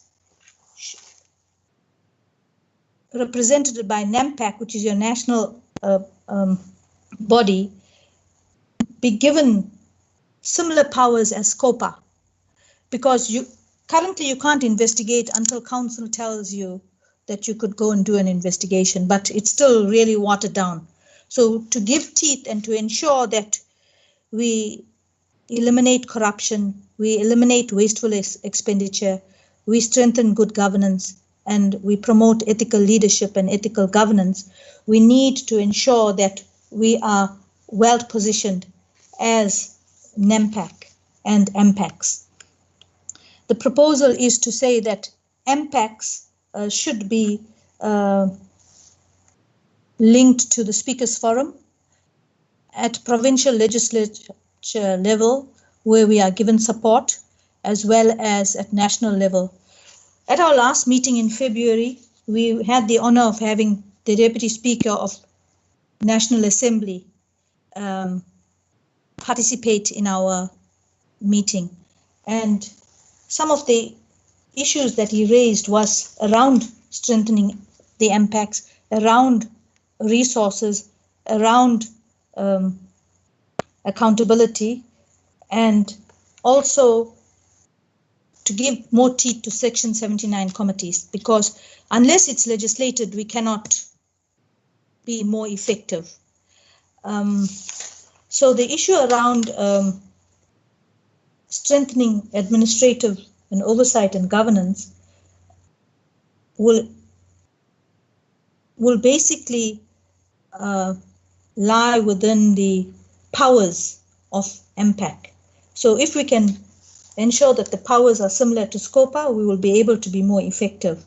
But as NAMPAC, we also want to, as part of our action program of action, is to intervene in municipalities that are in distress, so that we work in a more collaborative manner. So we're very supportive. I know the chair initially summed up very nicely and spoke about collaboration. It spoke about inclusivity of the various stakeholders. And at NAMPAC level, we have had the AG always being represented. We had COCTA, we had SALGA, we've had other stakeholders, so it's well represented. But we need to now action. And unfortunately, I think when COVID happened and we had the national lockdown, some things came to a bit of a halt. However, with COVID, it's also taught us that we have a lack of resources. I mean, the Minister of Finance spoke, and he said that we are sitting as South Africa a gross national debt of approximately 4 trillion, which is about 81.8% of our gross domestic product. But at the same time, the AG says his concern is that the salary wage bill in some municipalities is higher than the equitable share. What does that mean? It cannot be business as usual. That's what COVID has taught us. So we need to look at things in an holistic manner. As much as we are focusing on good governance and ethical governance, we still need to look at it holistically on how we spend the money, the value for every rand. And I think that is something, as we strengthen and as we build capacity and as we work collaboratively, we will be able to get a better picture, because I think MPACs on their own in each municipality, it gets lonely at times, because you could only, it gets lonely and frustrating, I think. So unless we work in collaboration and work through our provincial structures and national structures, we will then be able to win this scourge against corruption, wasteful expenditure, etc. But also we want to ensure that we standardize templates, reporting templates when we go out and do site visits. How do we record that? How do we capture it? And how do we then present to council, and it should not just end there. Perhaps it should. We understand that it's legislatively, and the chairperson mentioned that there's a fine line between our various spheres, but we still need to collaborate, and through these structured templates, we can then promote best practices, because we'll all be implementing it simultaneously in our municipalities. And the other thing that we wanted to do, we were planning as NAMPAC, was to have a seminar on ethical and good governance leadership. So Gauteng Legislature, we appreciate this initiative that you've put together and given us the opportunity to participate. It's something that we need to do in all provinces and at a national level. So as NAMPAC, we look forward to working with you to be able to roll this out at a broader level. And also, I'm sure the structures at Gauteng to work closely with your province to ensure that we strengthen governance. With that, I think it's, I would like to then say that will assist us in also strengthening management, because it will be a collaborative effort, and you'll have the backup and the support so that we can then ensure that we actually deliver on our mandate as MPACs. And the Speaker of National Assembly, the Deputy Speaker, said the challenges in local government sphere is on moral and ethics, and also managing the affairs on integrity and good ethics. He highlighted that quite a bit. So it's something that we need to work on going forward. Yeah, I think with that, if there's any questions, I can then take questions. Thanks, Chair. Thank you very much, Councillor Naidu. Thank you very much, Councillor. We as indicated, this will happen as we discussed, but thank you very much. I think the speakers who are going to follow now are going to take that into consideration.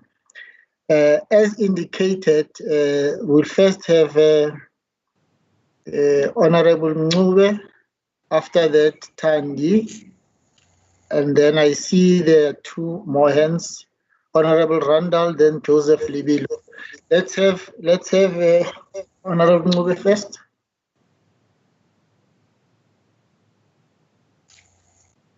Thank you, Honorable Chairperson.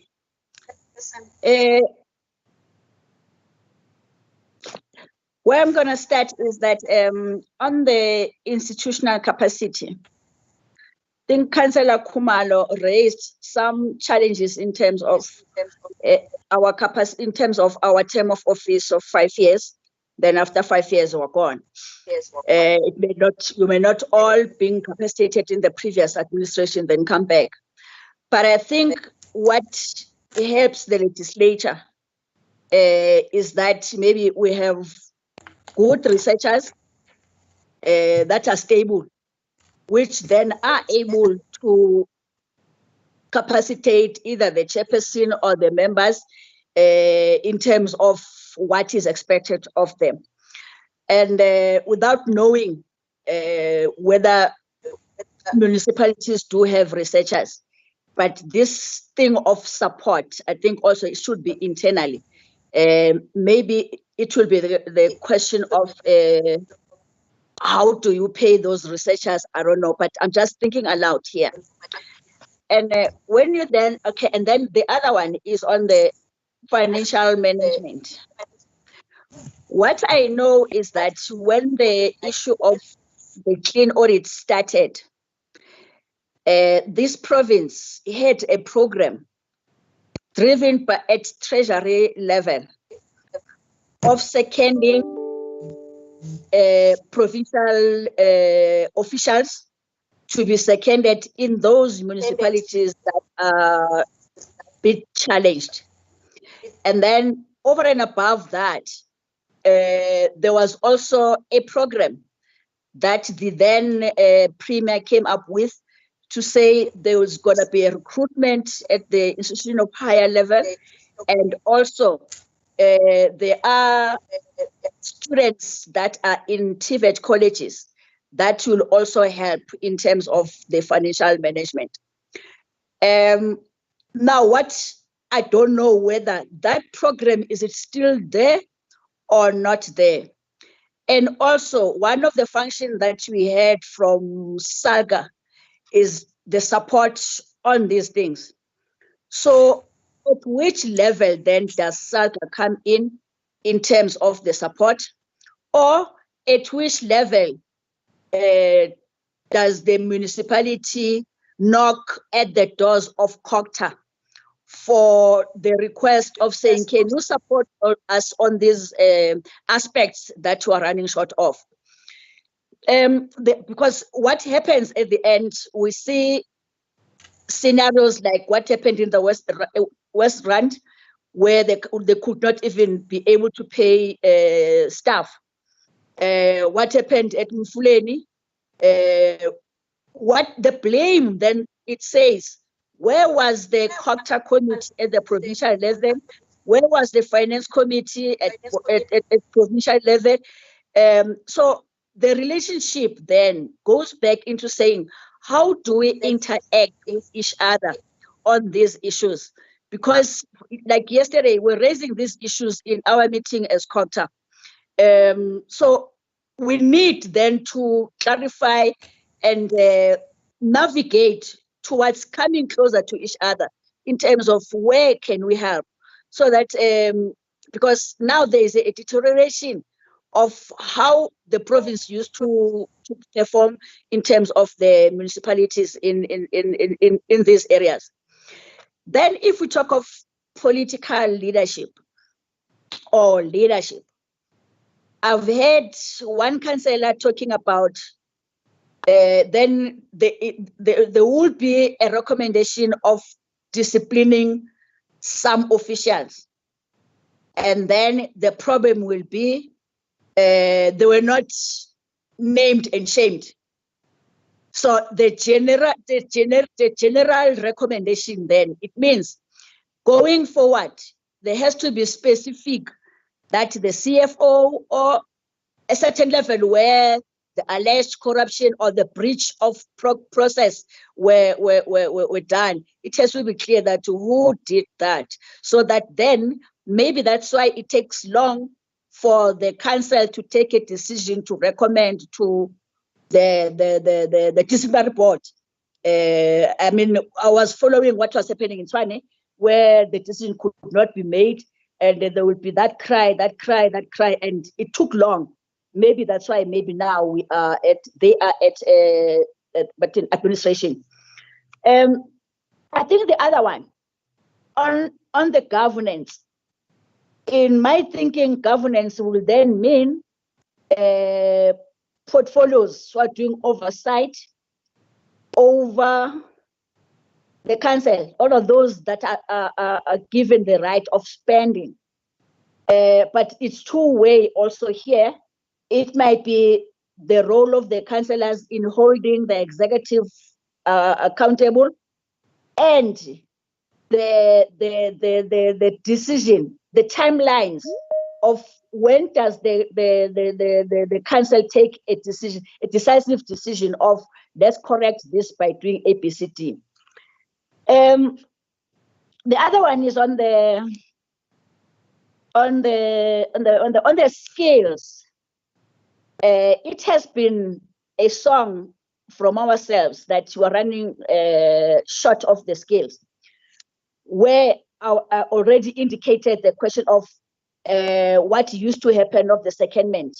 And the secondment, in our understanding, was to say there must be a mentoring, there must be progression of the knowledge or the capacity of those people that are being capacitated, so that when those officials that were seconded go back to the department or go back to where they were when they were seconded, whether from the university or wherever, then they have the skills.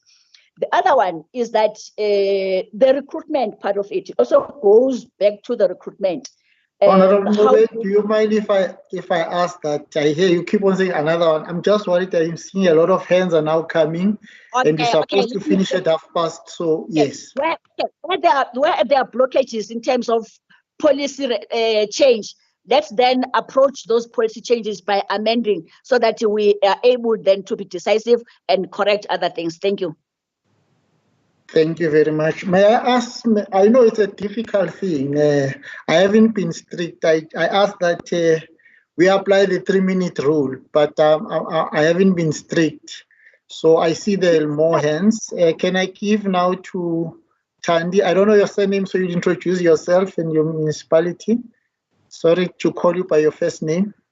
Thank you, Chairperson. I don't know why am I registered on my first name. I am Thandi Nontenja, the Chairperson of MPEC in the city of Johannesburg. Let's welcome the presentations by the various presenters. And maybe one could say it would have been nice if we had received the presentations prior to the meeting, so that instead of following the slides, you are able to apply your mind on the presentation that you are looking at in front of you. Chairperson, the problem seems to lie on the consequence management. Maybe COGTA will come with an assistance in this matter to us, because even if we can capacitate MPEC, if the problem is the non-implementation of consequence management, we are still going to sing the song of clean audit, which we will never realize. So we would like to know, how do we get, maybe SCOPA also can assist us as MPECs, to say, how do we ensure that consequence management is implemented as it should be? And when we talk capacity, I know all presenters talked about capacity. Who are we capacitating, MPEC or those who are dealing with financial management? Because where we get disqualified and unqualified audits and all that, is from the management side. Is there anything that gets done that side, COGTA? Because if we are going to focus on one side of this coin, we are not going to realize our dream. So I would rather we focus on the people that dip us on this dip. We come at the end of everything to look at something that's we cannot change now. We are looking forward to the next one, and the next one comes looking similar to the previous one. We have so many repeat audits, findings. It's not funny. So we need to address that score.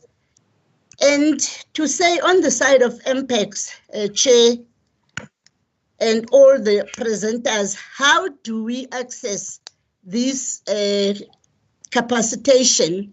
Is it a situation where SALGA, COGTA comes up and say this is what we have, or is it a situation where MPEC has to identify the gaps that are in the committee and approach these institutions?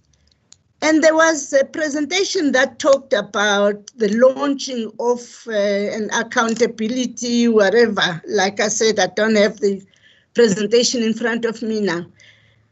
I think it said it was launched in 2013. My interest is on saying, when you look at it, would you say there is any effect that it has, some improvement that it brings on the accountability as the municipalities stands? Thank you. Thank you very much, Councillor Natasha. Honorable Randall. Yes, good morning, Chair. Just to say, I've noted after you, Councillor Libilo, Councillor Negan, and then Honorable Kekana. Good morning, Chair. Thank you, and thank you for the conversation. I think it was very necessary that we do this exercise. Chair, let me just start by referring the people, all the members on the seminar or the webinar at the moment, to go and have a look at National Treasury's document on improving oversight and accountability. I can share it with Simon or Mompati, and they can maybe just distribute if it's in order with you, Chair. I think it's a guide and a toolkit for members of MPAC. I'm sure they will value this, or they will find that it's assisting them in exercising their duties. Chairperson, and then quickly a few points. We've seen a lot of things changing in terms of trying to combat corruption. We've seen the Public Audit Act, where the Auditor General now has a bigger mandate to investigate corruption and/or misappropriation of funds. We've seen that if you do not pay service providers within 30 days, you will be charged of financial misconduct. And we've seen how lifestyle audits have become sort of the norm, not yet compulsory, but I think lifestyle audits can also be something, and I know Premier Makura has also alluded to that in the last State of the Province address, that it might become necessary to try and combat corruption. And Chair, in terms of consequence management, lastly, I think institutionalization thereof is critical. We look at frameworks that's in place. We look at the code of conduct. Each and every employee is governed by a code of conduct, and non-compliance must be sanctioned. How sure are we that the code of conduct is signed by each and every employee? How sure are we that there's effective performance management and development systems policies to ensure that a monetary reward system is linked to the employee's performance as per the public service regulations? Chair, I'm also going to refer you, and I'm sitting with this document. In 2017, we had a training, a PAC annual training at Emperor's Palace, and we discussed consequence management at length. If Mompati or Simon does not have a copy, I'm still sitting with my hard copy. I can again share that. But I think we need to do more. We've got the mandate, and we need to show our communities, we need to show people officials who's really wanting to do the right thing, because there's money, no new money. I've been with Minister Tito Mboweni last night in a meeting. I was so depressed when we finished that meeting. Chair, we're in big trouble. We need to curb this scourge of corruption and wasteful expenditure. And I think for us as SCOPA and MPACs, it is on our shoulders to show others that we are really serious about making the change that's desperately needed now. Thank you. Thank you, Honorable Randall. Those documents, yes, you can forward them to our administration team. What we'll do when we finalize the report of this meeting, we'll also share some of those with them. Let's now have Honorable Lebelo. Thanks, Chair. Councillor Lebelo. Councillor Yes. Lebelo, yes. You don't forget the 3 minutes rule. Ne? I hope you are now, because you are coming for the second time, I hope you'll be a little bit brief, because I still have other people who are coming after you, and we must be done in about 20 minutes time. You have taken my 2 minutes again. Okay. Okay, thank you very much. I'll try to be shorter, very short.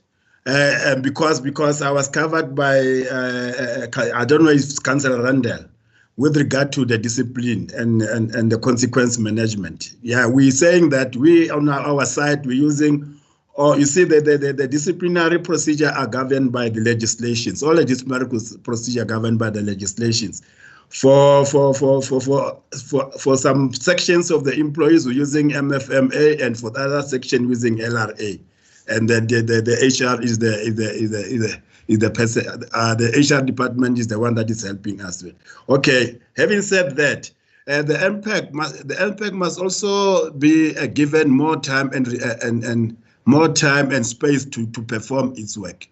Because you see, I still remember last week on Friday, we had to knock off at 10 o'clock at night, because we're having to push so many issues that are with us. But now, we, like someone has said, we sit in different committees, and we have a very little time to concentrate on MPAC issues.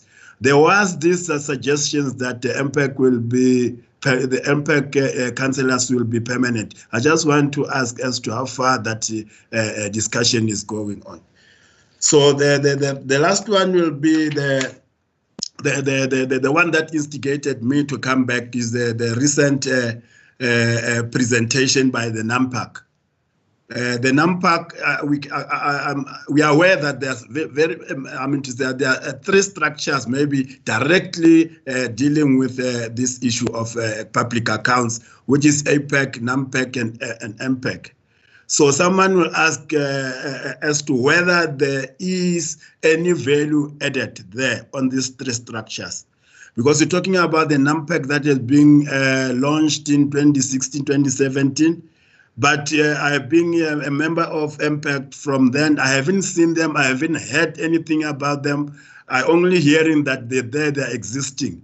So you ask yourself, you don't have resources, financial resources. So we keep on adding structures, and we're not getting value out of those structures. So can you, because we need to know the role that they are playing, and what support system do they have for the MPAC and all those type of things, so that they must add value to the MPAC and to the municipalities. And then lastly, then I did not hear the reason as to the delay of of Miss Naidu. Because we were expecting her to be earlier, then she came late and she did not share with us the reason for her delay and the resultant apology from the. Thank you very much. Sako, if Sako is there, Sako, Fighter Sako, I'm saying hello, Fighter Sako there. Yeah, no, you see now you're out of order. May I now give over to first of all, let me ask Councillor Ndanjaya, if you can put your hand down, because it just I think it's still up. And Babulubilo, thank you. Councillor Negan, I know earlier I was too strict to you, but I'm not going to be strict this time, because you really didn't spend much time. But if you've got more to say, it's fine. But as long as you still remember the 3-minute rule, thank you. Thank you very much, Chair. I must say, Miss Adrian Randall, her sharing of that information will be most welcome. And going back to Miss Naidu from NAMPAC, she did speak about a proposal on, where AMPAC has similar powers or more teeth on some of the work that we do. Is that just a recommendation, or where are we in that process? Because we find that, there's a lot of work that we are doing, but we almost like toothless in the matter. So how do we get more teeth like SCOPA, where we can then do our work more effectively? And, what I found is that we've not seen a single sanction on non-compliance, on consequence management, or anything. And how do we start that? We are now sitting on a subcommittee for UIFW, and we are writing off items, and the reasons we give is the person is no longer in the employment, or the person has left the organization. So how, and nothing's been done. That's just a single comment that we're finding. And if we are serious about going out there and having some sort of consequence management, it's not forthcoming. It's those reasons we can't accept any longer. So we'd be guided on where we are on something like that. Thank you very much. Thank you. Thank you, Councillor Nagan. Can I, Honorable Kekane? Then after that, it's Sako. No, thank you, Chairperson. I think in the interest of time, I'm just going to go into part of what is probably a part of the agenda in terms of recommendations and the way forward. And I think we'll summarize it at the end. And maybe just to share my sentiments with the people who have spoken in terms of capacitating our MPACs. It is true, sometimes as councillors, members are just thrown into the deep end, put in MPAC committees without the necessary capacitation that goes with it. And we expect these committees to be fully functional and execute their terms of reference as expected. But I think, first of all, Chair, as the chairperson of SCOPA in the province, I think it would be important, first of all, as SCOPA, to maybe do a survey or an audit of all the municipalities to check the standing of these their MPECs in terms of what they have. And I think Councillor Lebelo raised the issue of some of the members not being permanent, serving permanently in SCOPA. And I know in some of the metros, that is the situation. Members of SCOPA must not serve in any other committee. They must focus on SCOPA. So perhaps an audit will need to be done just to check how these various MPECs function, and then try to set a standard for all the municipalities. And I think in addressing the capacity issues, over and above the fact that we need to strengthen the administration support, we need to, as the provincial SCOPA, be able to intervene in that space in terms of facilitating workshops and make sure that there's proper collaboration with the Office of the Auditor General. They also are responsible to educate the various MPECs. The Office of the Auditor General, SALGA, I know SALGA has been doing their part, and I'm sure they should continue to do their part in terms of workshopping members of various MPECs.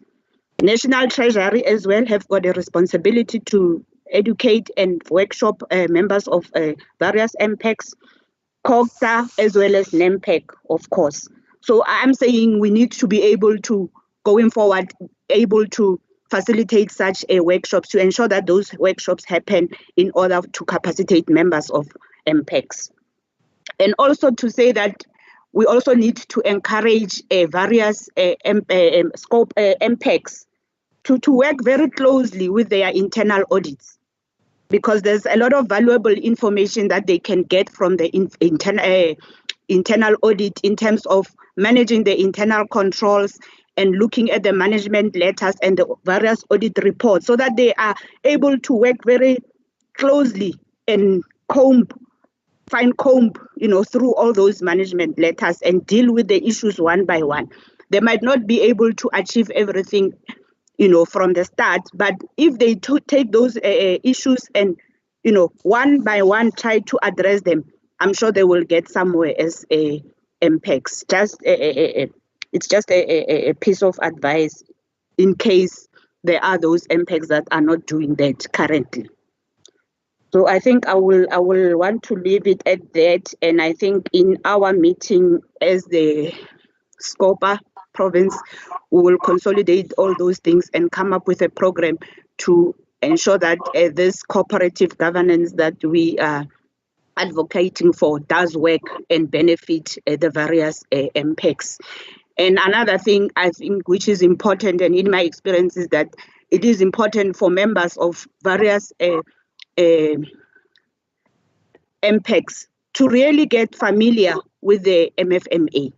It helps a lot if you understand the MFMA to be able to hold the officials to account, because half the time it's about regulations and not adhering to regulations. So if you know the MFMA, then you are able to pick up problems wherever there's a deviation. Thank you, Chair. Thank you very much, Honorable Kekana. I see now I only have last 3 hands. Because we need to round up, so I'm noting the 3 hands. Kekana, if you can put your hand down. Sako first. Thank you, Chairperson, and good day, all honourable members. I will be very much short as part of my Chairperson. Sako, if you can put on your video so that you can see you. It's easier for us to talk to somebody you see. Okay, I don't know if maybe I'm visible. if I'm not visible, maybe it might be a technical problem, but in my side, it shows that I'm visible. Am I visible? Okay, go ahead. You're not, but go ahead. Okay, thank you, Chairperson. I was saying I'm partly covered by the Chairperson from Johannesburg, but the most important part of the issue in that we will seriously need COCTA to assist us is in relation to the consequence management, which is something that is not actually being practiced since the inception of we look into the powers and the functions of MPEG, and we also like to see Section 155 being applied with, whereby we will see the monitoring of the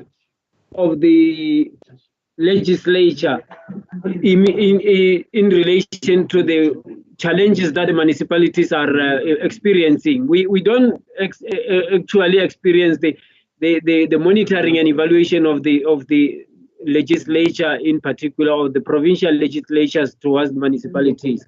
That's why we always encounter lots of politicians are protecting incompetence and all those nepotisms and issues of misuse of authorities, and that on its own, under the ethical conduct of the officials, it disturbed the provision of services. I think that's what I thought my chairperson was supposed also to touch on it. Thank you, Chair.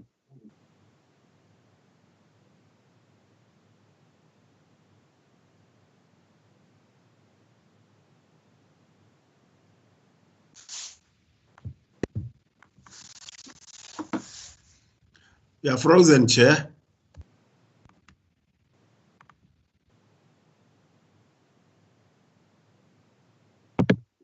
The next speaker should speak as identified by the chair.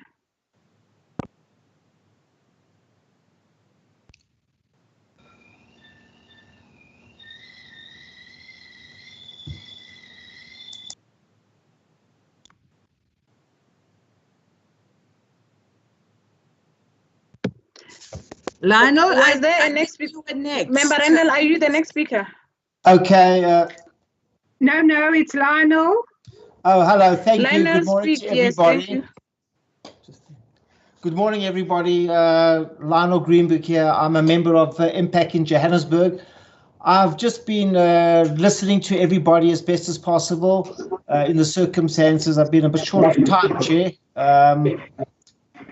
What I'm hearing, and I'm just re-echoing a little bit what everybody said, is there appears to be a total lack of will by anybody to want to ensure that there's proper accountability and consequence management within all our structure. I'm not even saying that this is contained or limited to Johannesburg, but there are only a few municipalities that I see who are adamant that they're going to ensure compliance with the law. SALGA put out a document in 2015 about accountability and consequence management.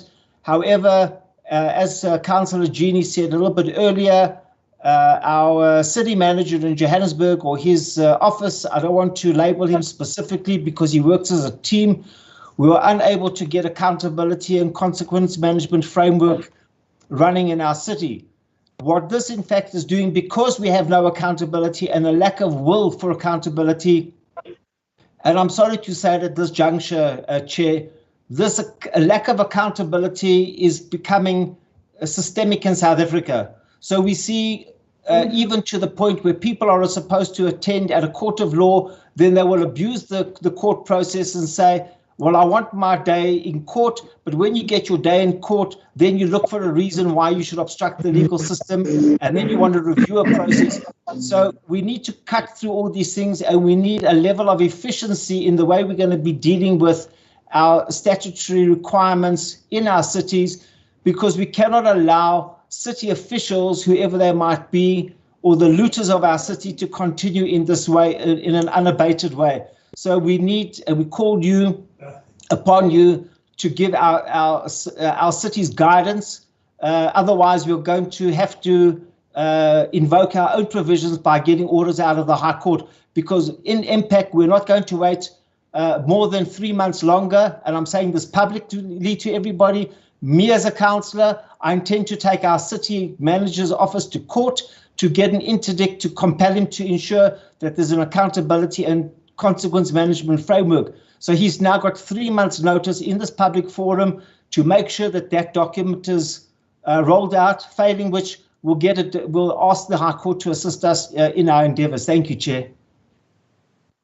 Yeah, okay, thank you. I'm sorry, I had a problem, but I'm back now. Councillor Greenberg, can I just say that your last comment might create a problem for us, because you've just made a statement on what you need to do, or you intend to do, and then you're saying that you've made it on this platform, so it's like it's going to happen. Let's just agree that maybe it's a matter that you'll have to take in a different. I don't want in future then it said there was this platform, there were things that were said. Where's the report? Because I think you are saying it's the action that you're going to take. So and we can't stop you from this. So I just wanted to make that point.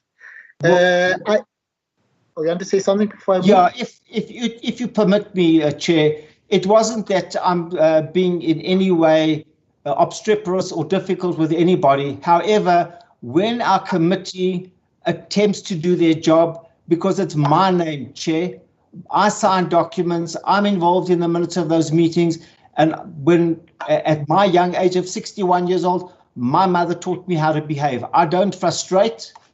I don't want to do anything untoward.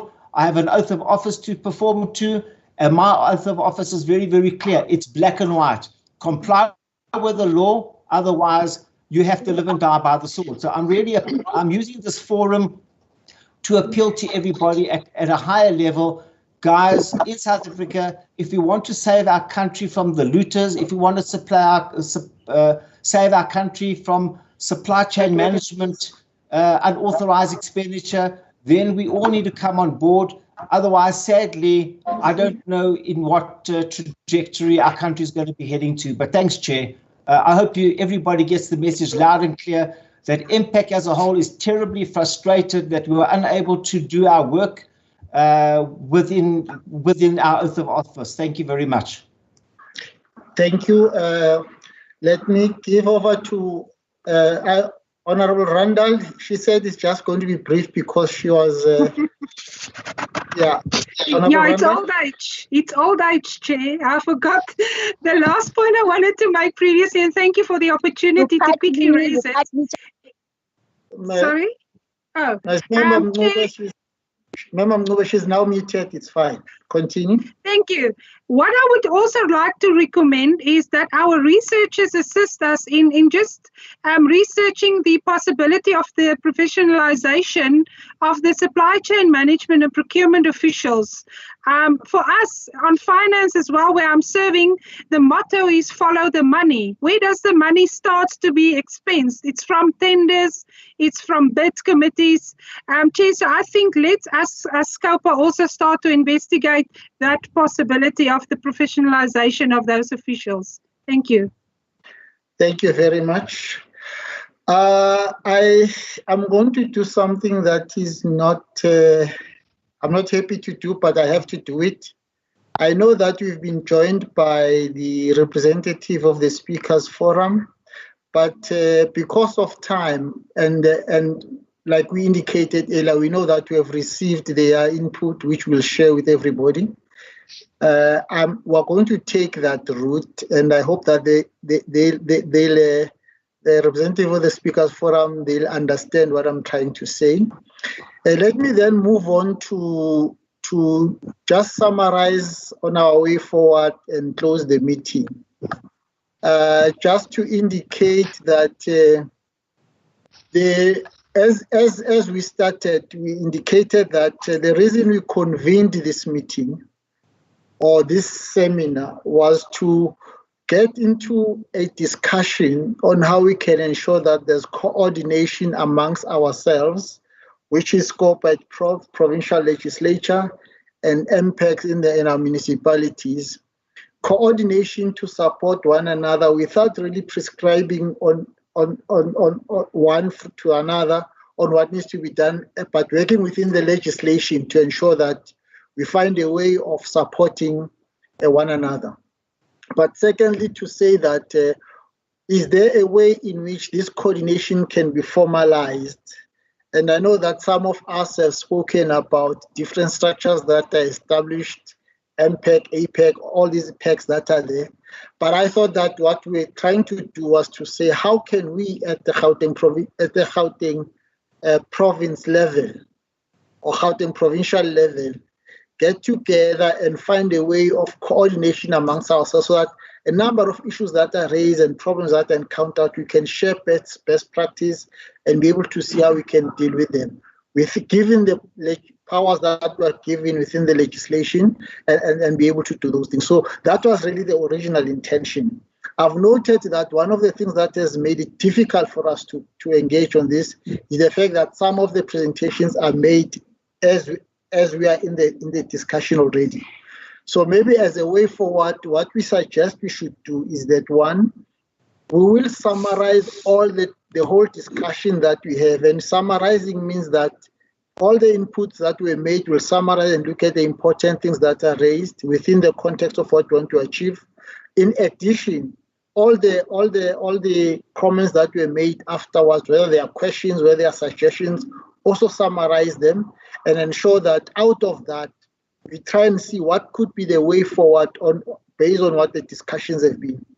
And therefore, that document will then be a work in progress. We'll then send it back to all of you for you to make your further input on there so that we can be able then maybe in a few weeks' time or so, come back and say, this is the final document that is going to help us move forward on the matters that we've discussed today. Which will then also take into consideration all other things. What do we do with training? What do we do with support? What do we do with consequence management? All the issues that we raised. How do we ensure that we work together to move towards that? I'm not sure if that summary assists all of us. Maybe what I'll do so it makes it easy for me, I'll just ask each and every MPEC just to comment. Either you can just say, yes, agreed, or but if not agreed, make another suggestion. But please don't reopen the discussions.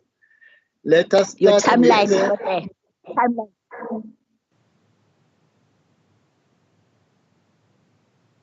Okay. Now let's start with Ekurhuleni, City of Ekurhuleni. Councillor Masuku. Greetings, Chair and the team. Yes, thanks very much for the opportunity. You can put on your video so that you can see you. It's easy to talk to somebody you see. Okay, sorry about that. Thanks, Chair.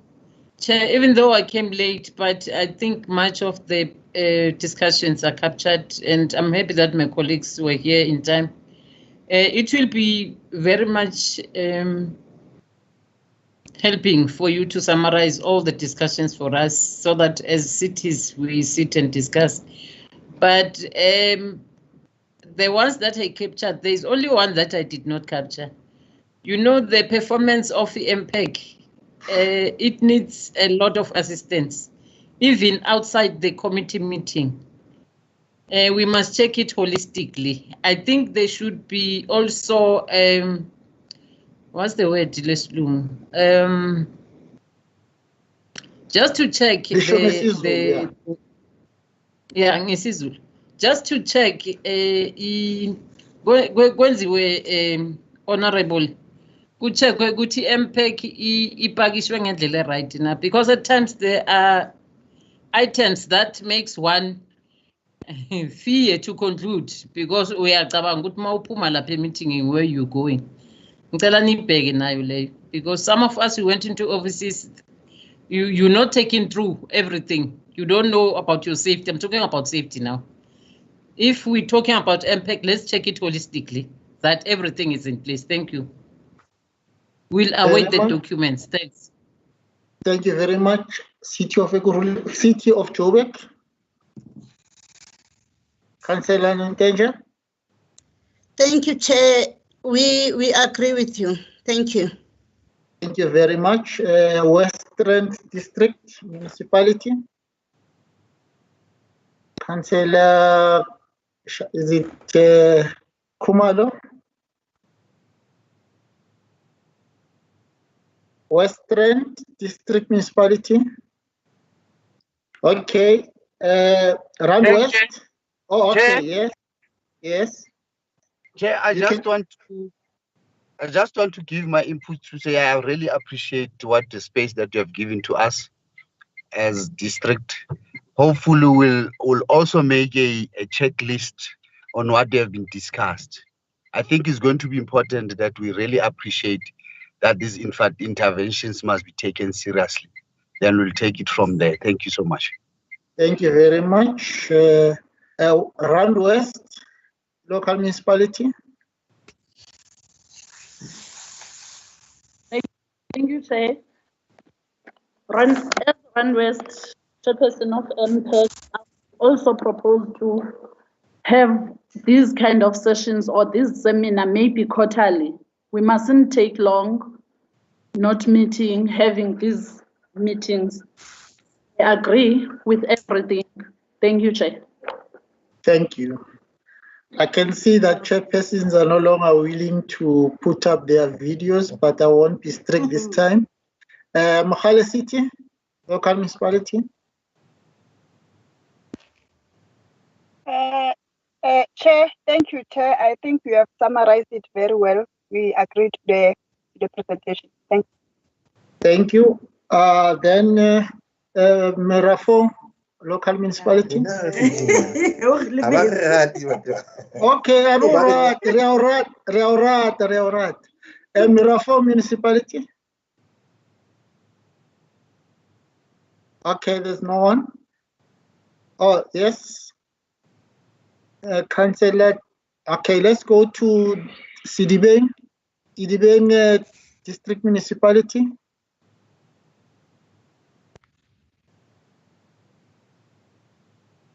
Okay, Sidibeng, we seem not to be able to get to them. Lesedi, local municipality.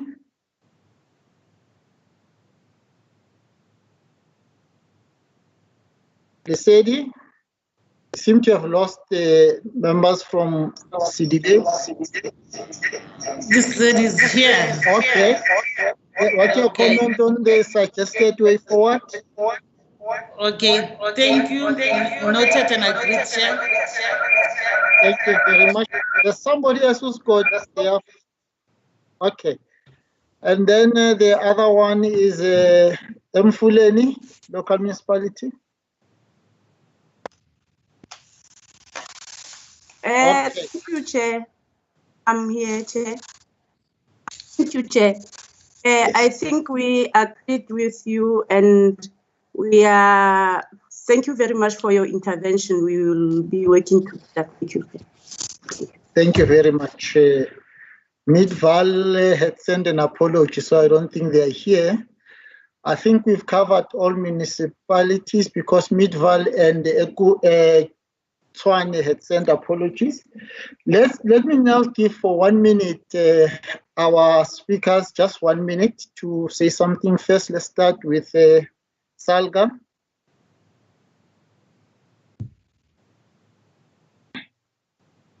Thank you very much, Chairperson.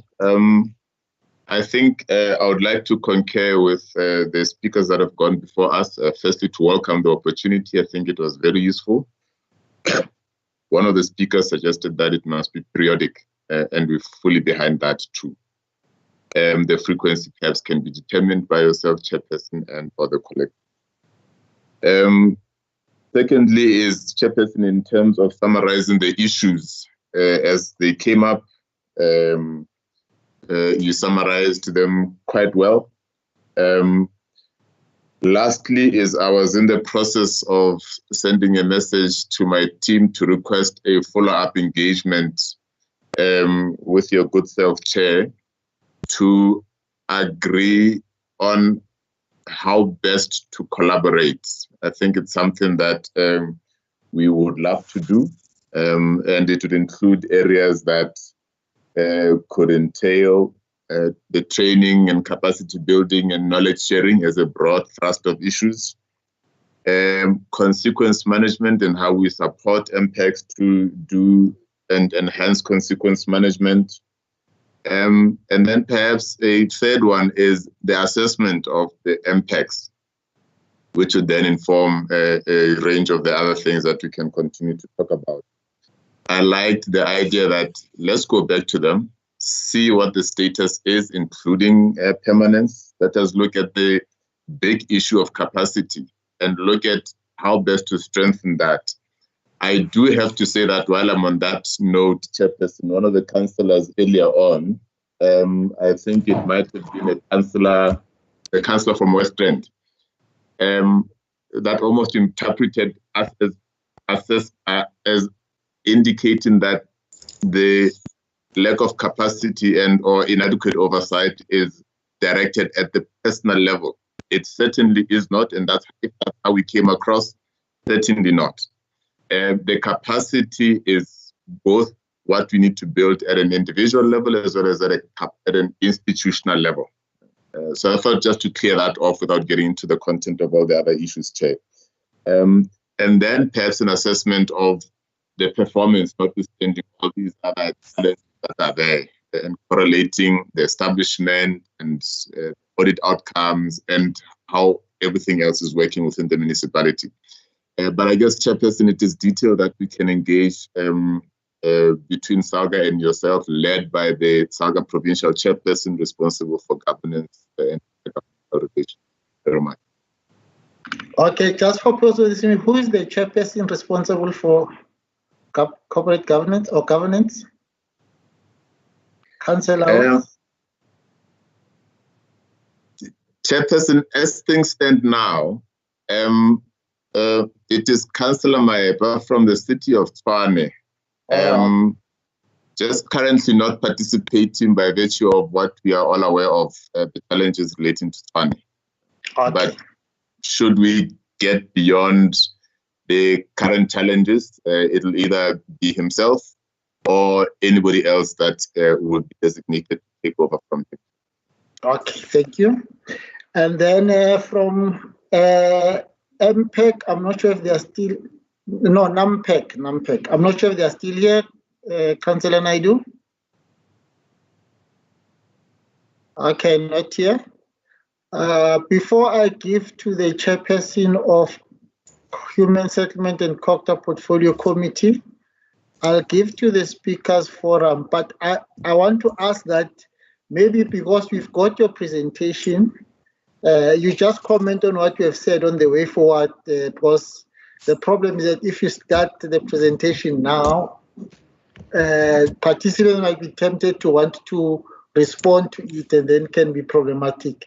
But if you can just comment on our way forward, and then we'll be able to see how we process the input that you sent earlier. Yes, you can go ahead. Mbulani? Hello, Chair. Yes. Can you hear me, Chair? Yes, we can hear you. Yeah, Chair, my humble apologies for not connecting on time. I've been trying to connect with no success.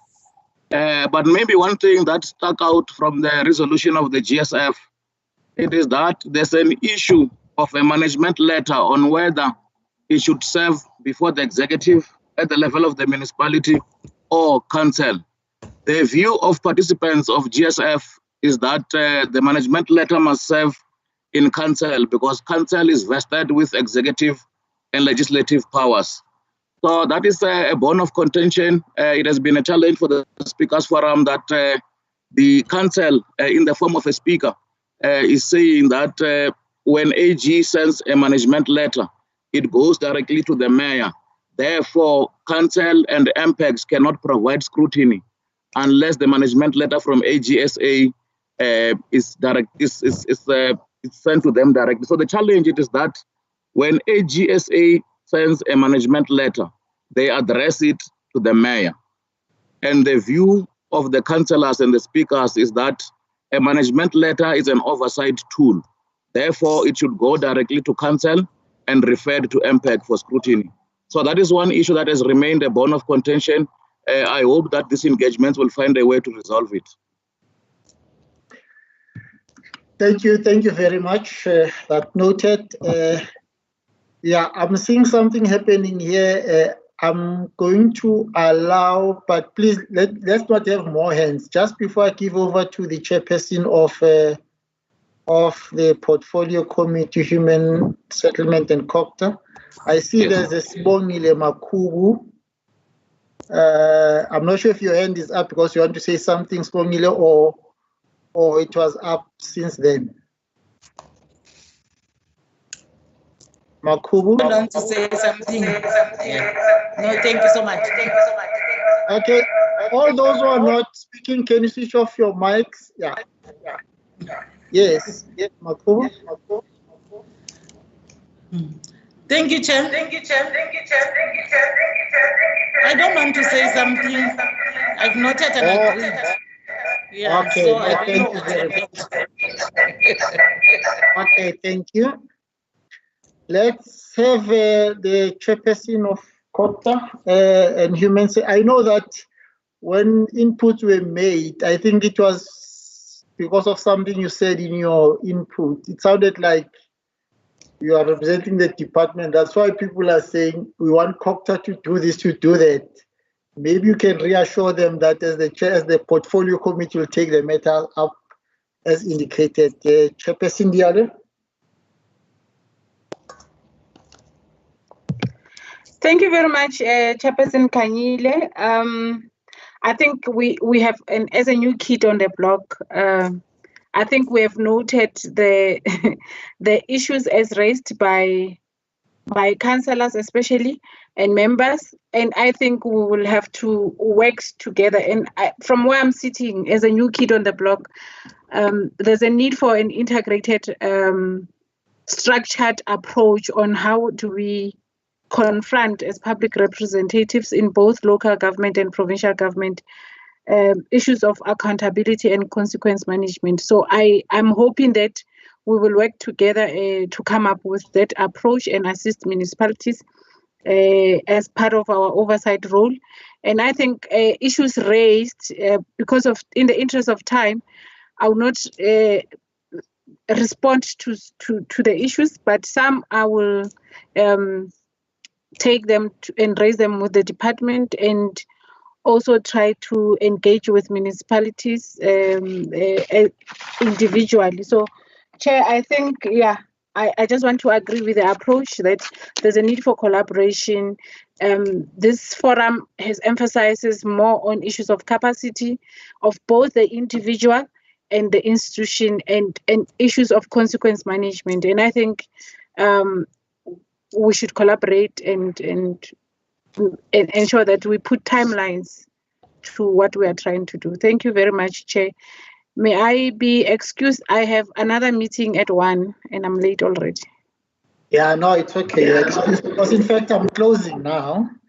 Just to say, to thank everyone for participating. I know some of you in this platform asked questions and some of them might not have been answered. They'll be part of the package of the report that we're producing, because sometimes some questions are not answered because you don't have answers readily available, but they'll be able to be processed accordingly. So I'd like to thank all the speakers, from the chairperson of the Portfolio Committee of Human Settlement and Cooperative and Gauteng Legislature, the representative of the Speakers Forum. I know that we were not fair to you, but we hope that technology will improve in future so that you can be able to have productive discussions. Representative of SALGA, representatives of NAMPEC, all the chairpersons of the various municipal public accounts committees, members of the various public accounts committees, support staff from those public accounts committees, and also importantly for me is the support staff of SCOPA for the excellent work they've done to try and coordinate this. And last but not least, it's the staff of COPTA Portfolio Committee, and also the members of our SCOPA at Province who have agreed that we must have this session, and I think that it will help us moving forward to ensure that we strengthen cooperative governance and we work together. Thank you very much. The meeting is adjourned. Thank you. Thank you. Thank you, Chair. Thank you so much. Bye. Bye. Thank you, Chair. Bye. Bye. Thank you, Chair. Even if you came late, we